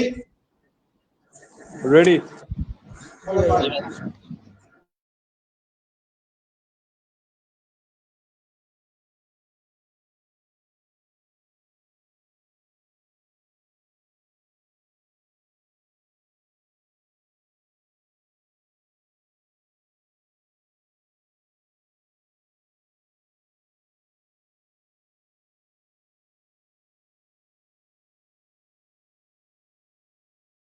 রাইটিং ইজ দ্য আপনি যেটা লিখবেন সেটার আগে মানে যেটা আপনি আচ্ছা ঠিক আছে বুঝছি। প্ল্যান করে লিখতে হয় না, লেখার আগের অবস্থা আর কি, যে আপনি কি লিখতে চাচ্ছেন সেটা ইনফরমেশন কালেক্ট করতে হয়, যে আমি এই সম্পর্কে লিখবো, তাহলে আমার এই পয়েন্ট গুলো লিখলে ভালো হয়, এইভাবে আর কি, যে প্ল্যান করে ভাই লেখা সহজ কথা লিখে লাভ লেটার লিখতে যায় যে পেপারস নষ্ট করেন, ওইটাই হচ্ছে প্রি রাইটিং। ভাই লাভ লেটার লেয়ার মতো কিছু নাই তো। মানে হচ্ছে পেপার নষ্ট হয়, সেটা হচ্ছে রাইটিং। আমার লাভ লেটার মতো লেয়ার মতো কেউই নাই। রাইটিং সুযোগ দাও, এখন বাইরে সুযোগ দাও। কথা না বলে কত সুন্দর এক্সাম্পল দিয়ে বুঝাইছেন ভাইয়া। আমি পুরো 2 ঘন্টা হয়ে যাচ্ছে, প্রায় 2 ঘন্টা এত কিছু পড়াইলাম, আপনাদের কোনো কিছুই মনে নাই। আপনাদের খালি মনে থাকলো লাভ লেটার আর পেপার নষ্ট। লাভ লেটার লিখতে গিয়ে যে পেপার নষ্ট, এটা সবার মনে আছে, বাকি সব খায়া ফেলাইছেন। এই হলো অবস্থা। না ভাই বাকিগুলো মনে আছে। আচ্ছা ভাইয়া সময় উপযোগী একটা উদাহরণ দিয়েছেন, এইটাই মনে রাখে সবাই। আচ্ছা, অনেক উদাহরণ পাবেন। জাহিদ ভাইয়া ক্লাসের মধ্যে আপনাদের গান শোনাবে, আপনাদের সামনে মলম বিক্রি করবে, আপনাদের সামনে অনেক কৌতুক বলবে, কখন কি বলবে দায়িত্ব নিজে জানে না। তবে প্রত্যেকটা প্রাসঙ্গিক থাকবে, অপ্রাসঙ্গিক কোনো কথাবার্তা বলবো না। যেহেতু লিটারেচারে পড়ি, ক্লাসগুলো আশা করি আনন্দদায়ক হবে, মজাই পাবেন আপনারা। যাই হোক, আসেন সবাই একটু রেসপন্স করবেন, আমার কথা শুনেন। আমি যখন কথা বলি আমার কথা শুনতে হবে, ঠিক আছে? রেসপন্স করবেন। What is writing? Okay, Writing is the activity of composing a text. আচ্ছা, Writing is the activity of composing. Writing অনেক রকম হইতে পারে, অনেক টাইপের হইতে পারে। কি কি টাইপের হইতে পারে একটু বলবেন? যারা লাইভে আছে কমেন্ট করবেন। like narrative writing, expressive writing, persuasive writing, literary writing. Literary writing. Sir একজন করে জিজ্ঞেস করলে মনে হয় ভালো হয়, এমনিতে এলোমেলো হয়ে যায়। না, শেষের দিকে আমরা এভাবে নিব, অসুবিধা নাই। এরপরে আসেন সবাই আমরা রেসপন্স করব। এরপরে আসেন আমাদের হচ্ছে যে রাইটিং এর টাইপ গেল, তাহলে কি গেল? ন্যারেটিভ রাইটিং হতে পারে, ডেসক্রিপটিভ রাইটিং হতে পারে, পারসুয়েসিভ রাইটিং হতে পারে, আর্গুমেন্টেটিভ রাইটিং হতে পারে, অনলাইন রাইটিং হতে পারে, ব্লগ রাইটিং হতে পারে ফর্মাল রাইটিং, ইনফর্মাল রাইটিং ইত্যাদি, লিটারেরি রাইটিং হতে পারে ইত্যাদি। এটা আমাদের মনে আছে, ডিভিশন হয়ে গেল। আশা করি আপনাদের মনে পড়ে গেছে। এরপরে আমরা আলোচনা করছিলাম যে কোনো কিছু লিখতে গেলে দুইটা বিষয়ের দিকে আমাদের খুবই বেশি নজর দিতে হয় বা লক্ষ্য করতে হয়। Audience and purpose. Very good, audience and purpose. এটা নিয়ে সমস্যা নাই। এখন বলেন পারপাস কিরকম হইতে পারে বা কি কি হইতে পারে? টু কাউকে এন্টারটেইন করার জন্য বা কাউকে ইনফর্ম করার জন্য বা কাউকে অ্যাওয়ার করার জন্য, কাউকে অ্যাডভাইস দেওয়ার ক্ষেত্রে হইতে পারে। হুমায়রা জান্নাত কথা বলতেছে না, আমরা হুমায়রা জান্নাত আপনার কাছে যাব। উনি একটু বলবে আমাদের অডিয়েন্স চুজ করার ক্ষেত্রে আমরা কোন কোন বিষয়গুলো কনসিডার করব। এজ, প্লেস, জেন্ডার, এডুকেশন, এরপর আসেন আমরা কোনো কিছু লিখতে গেলে আমাদের 5টা স্টেপ ফলো করতে হয়। এই 5টা স্টেপ নিয়ে আমরা আলোচনা করলাম। আমরা একটু দেখতে চাই তাসলিমা রহমান আপনি বলতে পারে কিনা? প্রসেস অফ রাইটিং এর 5 স্টেজ, তারপর হচ্ছে আপনার প্রি রাইটিং, প্রি রাইটিং এর ভিতরে হচ্ছে প্ল্যানিং ফেজ, তারপর হচ্ছে কালেক্ট ইনফরমেশন, আর ড্রাফটিং আছে, রিভাইজিং আছে, তারপর হচ্ছে এডিটিং, আর পাবলিশড হচ্ছে সর্বশেষ। ব্রেনস্টর্মিং আছে, এই ব্রেনস্টর্মিং ছিল প্রি রাইটিং এর ভিতরে। আচ্ছা, ভেরি গুড। তাহলে স্টপ, আরেকবার বলবেন। সবাই মিট করেন, আমার সাথে কথা বলেন। তাহলে আজকে আমরা যে কয়েকটা জিনিস শিখলাম বা শেখার চেষ্টা করলাম, আমরা সবগুলো বিষয় ভালোমতো বুঝতে পারছি? সবাই জানাবো। জি ভাইয়া, বুঝতে পারছি। কেমন লাগতেছে ক্লাস? ভাইয়া অনেক ভালো লাগছে। অনেক ভালো লাগছে। বুঝতে পারি না, এটা যদিও ইন্টারের পরে প্রথমবার বসছি, তারপরেও ভালোই লাগতেছে। হ্যালো ভাইয়া, আসলে আমি তো প্রথম দিয়ে ক্লাসগুলো করতে পারি নাই, তো এগুলো কি রেকর্ড ক্লাস পাওয়া যাবে? থাকবে, আর যেগুলো থাকবে আমাদের পেইড ব্যাচে, প্রিপারেশন ব্যাচে যে সিক্রেট গ্রুপ আছে সেখানে সবগুলো সিরিয়ালি থাকবে। এখন আসেন আমরা যে উদ্যম নিয়ে, যে টার্গেট নিয়ে ক্লাস শুরু করলাম, সবাই মনোযোগ দিয়ে শুনিয়া, যে টার্গেটটা নিয়ে, যে পরীক্ষায় ভালো একটা রেজাল্ট করতে হবে, যে টার্গেটটা নিয়ে ক্লাস শুরু করলাম, এই টার্গেটটা ধরে রাখা কিন্তু ডিফিকাল্ট। অনেক ক্ষেত্রে হয় কি এই টার্গেট ধরে রাখা হয়ে ওঠে না। নরমালি আমরা দুই টাইপের মানুষ পৃথিবীতে দেখতে পাই, দুই টাইপের মানুষ দেখতে পাই। এক টাইপের মানুষ হচ্ছে টপার, এক টাইপের মানুষ দেখতে পাই লুজার। টপার আর লুজার মানে হচ্ছে যারা টপ করে, যারা হচ্ছে হেরে যায়। দুই টাইপের মানুষ আমাদের সমাজে আমরা দেখতে পাই। এখন পার্থক্যটা হয় কি টপার আর লুজারের মধ্যে?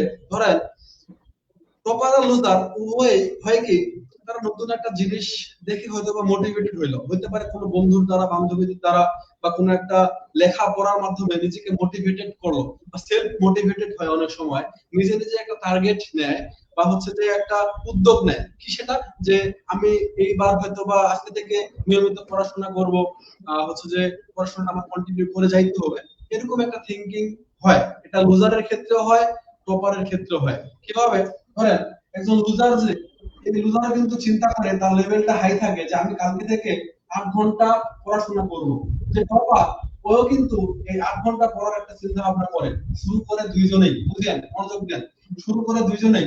হয় কি, যারা লুজার এবং যারা টপার উভয়ের ক্ষেত্রে হয় কি, যে 8 ঘন্টা প্রত্যেক দিনই পড়া হয়ে ওঠে না। তারা দেখা যাচ্ছে প্রথম দিন 8 ঘন্টা পড়ছে, তারপরে দিন হয়তো 6 ঘন্টা পড়ছে, তারপরে দিন 4 ঘন্টা বা 2 ঘন্টা, তারপর আর পড়াই নাই। এরকমটা কিন্তু টপার লুজার উভয়ের ক্ষেত্রেই হয়। তার মানে এই এনার্জি লেভেলটা ডাউন হয়। খুব মনোযোগ দিয়ে বুঝেন, এটা আপনাদের জন্য দরকার আছে। এনার্জি লেভেলটা ডাউন হয় কার ক্ষেত্রে? টপার লুজার উভয়ের ক্ষেত্রেই। তবে তাহলে টপার আর লুজারের ক্ষেত্রে পার্থক্যটা কিভাবে হয়? পার্থক্যটা হয় ভাই যখনই যারা লুজার ওর এনার্জি লেভেল যখন ডাউন হয়ে যায়, সে আর নতুন করে রিমোটিভেটেড হয় না, নতুন করে শুরু করার যে ব্যাপারটা এটা তার দ্বারা আর করা হয়ে ওঠে না। অন্যদিকে যারা টপার, এরা করে কি, এরা নিজেকে আবার পুনরায় রিমোটিভেটেড করে, রিস্টার্ট করে, নতুন করে শুরু করে এবং আবার তারা চলতে থাকে। যদি ডাউন হয় আবার শুরু করে চলতে থাকে এবং এভাবে একসময় হয় কি, তারা অভ্যস্ত হয়ে যায়, ইউজড হয়ে যায় এবং 8 ঘন্টা প্রত্যেকদিন না করে প্রত্যেকদিন 6 ঘন্টা করে তারা করতে থাকে এবং আলটিমেটলি তারা একসময় গিয়ে টপার হয়ে যায়। বাট লুজার সেও শুরু করছিল, মাঝখানে গিয়ে সে থেমে যায়। এটা বলার উদ্দেশ্যটা হচ্ছে কি, আপনারা যারা ক্লাস শুরু করলেন, দেখেন যে ক্লাস যখন শুরু হয়েছিল তখন আপনাদের সাথে যতজন ছিল এই ক্লাস মাঝামাঝি বা শেষের দিকে এসে হচ্ছে যে আমি রিভাইজ দিয়ে দিলাম, অনেকে কিন্তু 2-4 জন চলে গেছে, ভাবছে ক্লাস শেষ। ব্যাপারটা হলো কি, যে এই যে শেখার আগ্রহটা তারা শেষ পর্যন্ত ধরে রাখতে পারলো না, তারা চলে গেল। আবার আরো একটা বিষয় হবে কি, আপনাদের ক্ষেত্রে অনেকেরই ক্ষেত্রে যেটা হবে, যে আজকের ক্লাসে আপনারা জয়েন করছেন, হয়তো 2-4টা ক্লাসে নিয়মিত জয়েন করার পরে এক সময় বা একদিন বা 2 দিন হঠাৎ করে আপনার মনে হচ্ছে যে আজকের ক্লাসটা থাক, শরীরটা একটু ম্যাজ করতেছে, আজকে একটু ঘুমাই বা আজকে একটু বন্ধুর সাথে আড্ডা দেই, আজকের ক্লাসটা আমি পরে দেখে নেব। এই যে আপনার এনার্জি লেভেল ডাউন হলো, যখন ডাউন হয়ে গেল, ধরেন যে 1-2টা ক্লাস আপনার মিস হয়ে গেল, পরের ক্লাসটা আপনি করতে এসেও ঠিকঠাক বুঝতে পারতেছেন না, মনোযোগ দিতে পারতেছেন না, আপনি মনে মনে ভাবতেছেন আবার যে অনেক মনে হয় পিছায় গেলাম, হচ্ছে কত কিছু না শেখাই ফেলছে, এরকম ভাবতেছেন, বাট কভার করা হচ্ছে না। এরকম করতে করতে আর শুরুই করতে পারতেছেন না বা শুরু করতে পারবেন না, তখন হচ্ছে আলটিমেটলি আপনি ক্লাস করা বাদ দিয়ে দিবেন। এরকমটা আমরা হচ্ছে নিয়মিতই দেখে থাকি। বাট যারা প্রকৃত শিক্ষার্থী, শিখতে চায় এবং আগ্রহটা খুবই বেশি, তারা কিন্তু মাঝপথে এসে কখনোই ছেড়ে দিবে না, তারা কন্টিনিউয়াসলি থাকবে। এবং আমাদের অনেক স্টুডেন্ট আছে, তারা আমাদের থেকে মানে প্রথম থেকে আমাদের সাথে ছিল, থার্ড ইয়ার পরীক্ষা দিচ্ছে, এরকম কয়েকজন আছে বিশেষ করে, তারা কখনোই ক্লাস বাদ দেয় না, কখনোই, যত কিছু হোক। যদি বিশেষ সমস্যা থেকে থাকে সেক্ষেত্রে মেসেজ দিয়ে বলে যে ভাই আজকে মনে হয় আমি ক্লাসে থাকতে পারবো না। তাদের এনার্জি লেভেল এবং তাদের রেজাল্ট টপ লেভেলে, ঠিক আছে। ব্যাপারটা হলো এটা, যে আপনারা যে টার্গেট নিয়ে ভাই আজকে শুরু করছেন, আমি এতটুকু বলবো আপনারা ঠিক জায়গায় আসছেন। আশা করি ক্লাসটা করার পর যারা শিখতে চাইছেন অনেক তথ্য আশা করি পাইছেন এবং আপনাদের এতটুকু আস্থা হয়তো বা হয়েছে, আমি বিশ্বাস করি যে এতটুকু আস্থা হয়তো করতে পারতেছেন, এখান থেকে আপনি শিখতে পারবেন। এবং এরকম অনেকে আছে বিভিন্ন গ্রুপ ঘুরে ফিরে আমাদের কাছে আসে এবং আমাদের কাছে পার্মানেন্ট হয়। আপনি ঠিক জায়গাতেই আসছেন। এখন আপনার কাজ যেটা, সেটা হচ্ছে আপনার রেগুলারিটি মেইনটেইন করা। আপনি যে টার্গেট নিয়ে এখানে আসছেন, ভাই আপনার রেটিং 9 আউট অফ 10, সেটা ফুলফিল না হওয়া পর্যন্ত, সম্পূর্ণ না হওয়া পর্যন্ত আপনাকে অব্যাহত থাকতে হবে, মানে ধরে রাখতে হবে, পড়াশোনা কন্টিনিউ করতে হবে, তাহলে আপনি টপার হইতে পারবেন। এই যে এনার্জি লেভেল ডাউন হয়ে যাও, সেটাকে আবার হাই করে ফেলতে হবে। বুঝাইতে পারছি? জি ভাইয়া, বুঝতে পারছি। যদি বুঝতে পারেন তাহলে এখন আপনারা এই মুহূর্তে আমার সাথে শপথ করেন, যে সবাই আমার সাথে বলবেন যে আমি শপথ করিতেছি যে, আমি শপথ করিতে প্রিপারেশন ব্যাচের একটা ক্লাসও বাদ দিব না। প্রিপারেশন ব্যাচের একটা ক্লাসও বাদ দিব না।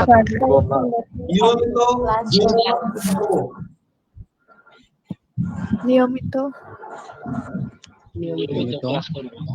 কথা বলেন না কেন? ভয় নেই ভাইয়া। ভয় পাইছে? পায় না। আমি শপথ করব না, এমনিতে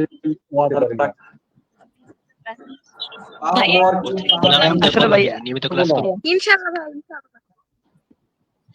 এবং পরীক্ষায় সর্বোচ্চ ফলাফল পাওয়ার জন্য নিজের সর্বোচ্চটা দিয়ে চেষ্টা করব। বলেন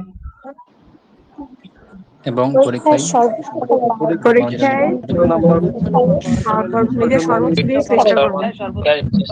নিজের সর্বোচ্চ দিয়ে চেষ্টা করবো ইনশাআল্লাহ। ইনশাআল্লাহ। ঠিক আছে, আমরা চেষ্টা করব, চেষ্টা করলে আল্লাহ ইনশাআল্লাহ তাআলা অবশ্যই ইনশাআল্লাহ। দিবেন। ঠিক আছে, মোটামুটি অনেক খুব হয়ে গেছে, 10টা বাজে। অনেক গরম আসলে, ঘেমে একাকার অবস্থা, কুয়াশাও লাগছে, গলা শুকায় শুকায় যাচ্ছে। স্যার আপনি কি ঢাকা থেকে ক্লাস নিচ্ছেন? জি, ঢাকা থেকে। তো একটু অসুবিধা হচ্ছে, আমি আসলে অনেকদিন পর ঢাকায় আসলাম, ঢাকায় ছিলাম মাঝখানে কিছুদিন। তো ওয়েদারটা, স্যার ঢাকা কোথায়? মোহাম্মদপুর। তেমন হয় নারায়ণগঞ্জে না ভাইয়া? মোহাম্মদপুর। আমিও মোহাম্মদ। আরে ভাই ঢাকা এক জায়গা না, আরেক জায়গা। আচ্ছা, লক দিন, দেখা হবে, সমস্যা নাই। যাই হোক, আপনাদের সাথে ধীরে ধীরে পরিচিত হয়ে যাবো সবার সাথে। আজকে কয়েকজনের সাথে অলরেডি নাম পরিচিত হয়ে গেছে, ধীরে ধীরে সবার সাথেই হবো। যাদের নাম বলতে পারি নাই, বলা হয়ে ওঠে নাই, তারা আবার মন খারাপ করেন আমি না। ভাই মিরপুর 12তেই থাকি। মিরপুর 12? আচ্ছা, যাই হোক, আমি মিরপুর 12তে থাকি ভাই। দেখা হবে আপনার সাথে, লক দিন, কথাবার্তা হবে, সমস্যা নাই। আসলে আসলে ভাইয়া আপনাদের ক্লাসগুলো আমি করতে চাই, আমি সময় মিলাইতে পারি না, দেখে করি না। ওই যে মাঝারুল হোসেন আপনাকে ইয়ার, মাঝারুল তো আমার বন্ধু, আমার এলাকারই ওই। আচ্ছা মাঝারুল আমার বন্ধু, ওই আমার এলাকারই, আচ্ছা কিন্তু আমি করতে পারি না, ওই আমার আপনি কইছে। কি করেন? আচ্ছা, যদি আপনাদের যারা পেড ব্যাচে যুক্ত হন নাই, হয়ে যেতে পারেন। আপনাদের তাহলে একটু বলি, আমাদের এই যে লম্বা একটা জার্নি, অনেক ক্লাস পাবেন ভাই, একদম বেসিক থেকে শেষ করে পরীক্ষা শেষ পর্যন্ত আমরা থাকবো। এবং এতগুলা ক্লাস, এই নামমাত্র একটা এন্ট্রি ফি, এটা যদি আপনি বলেন যে প্রাইভেট ফি, তাহলে আসলে ঠিকঠাক শোনায় না, ভালো দেখায় না বিষয়টা। এত কম টাকা এতগুলা ক্লাস কেউ দিবে না, দিতে পারবেও না। এবং এত ডিটেল দেখেন, আপনি যদি ঘড়ি দেখেন, ক্লাসের সময়টা দেখেন, অলরেডি 2 ঘন্টা হয়েছে।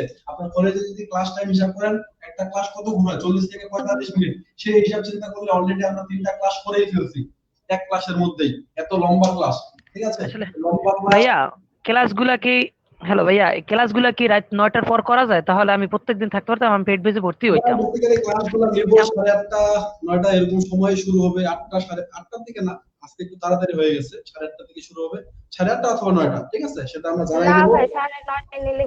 ভাইয়া আসলে ভাইয়া 9টার পরে হইলে আমি প্রত্যেকদিন করতে পারতাম, একটু তাহলে আমার চাপ থাকতো। তো আপনি যদি সেরকম হয়, আপনি তাহলে এই সময় ভাইয়া এসে দুটো join করবেন। ব্যাচ বাকিটুকু আপনি রেকর্ড দেখে নেবেন, ঠিক আছে, সবারটা তো আমাদের দেখতে হবে। তো আমাদের এই ফি মাত্র 1000 টাকা। যারা যুক্ত হন নাই, যদি মনে চায়, ভালো লাগে, নিজেকে নিয়ে ভাবেন, আমাদের ক্লাস ভালো লাগে, সেক্ষেত্রে আপনারা আসতেই পারেন, কোনো সমস্যা নাই। যোগাযোগ করতে পারেন এই নম্বরে। এখন ভাই আরো যদি কেউ ভর্তি হতে চায়, সেটা কি পরে ভর্তি হওয়ার সুযোগ আছে?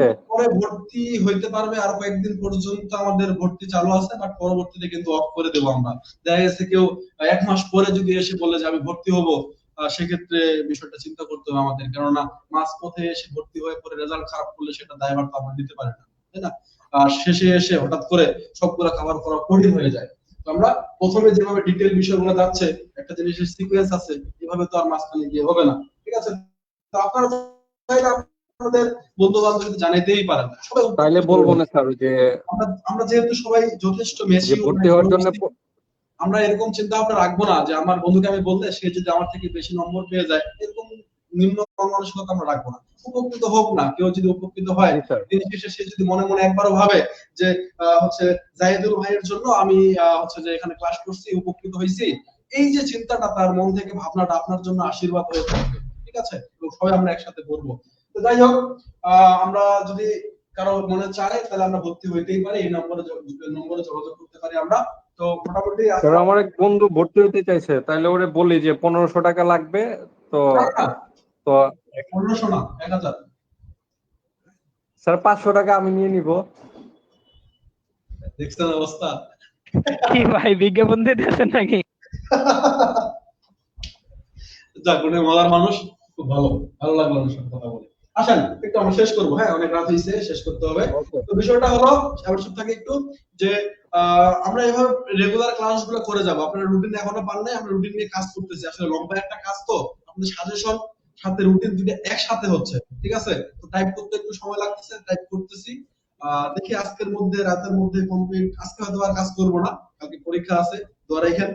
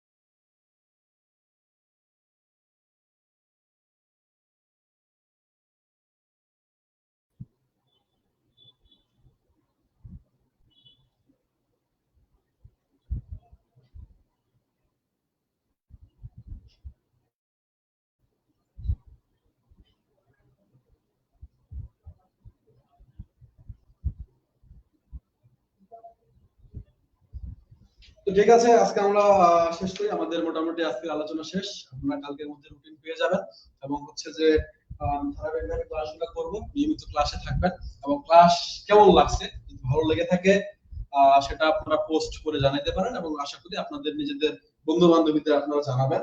যদি আপনাদের ক্লাস ভালো লাগে তাহলে তারাও যুক্ত হবে এবং আমরা একসাথে ক্লাস করবো ইনশাআল্লাহ। ঠিক আছে, সবাই ভালো থাকেন, সুস্থ থাকেন। আল্লাহ হাফেজ, আসসালামু আলাইকুম।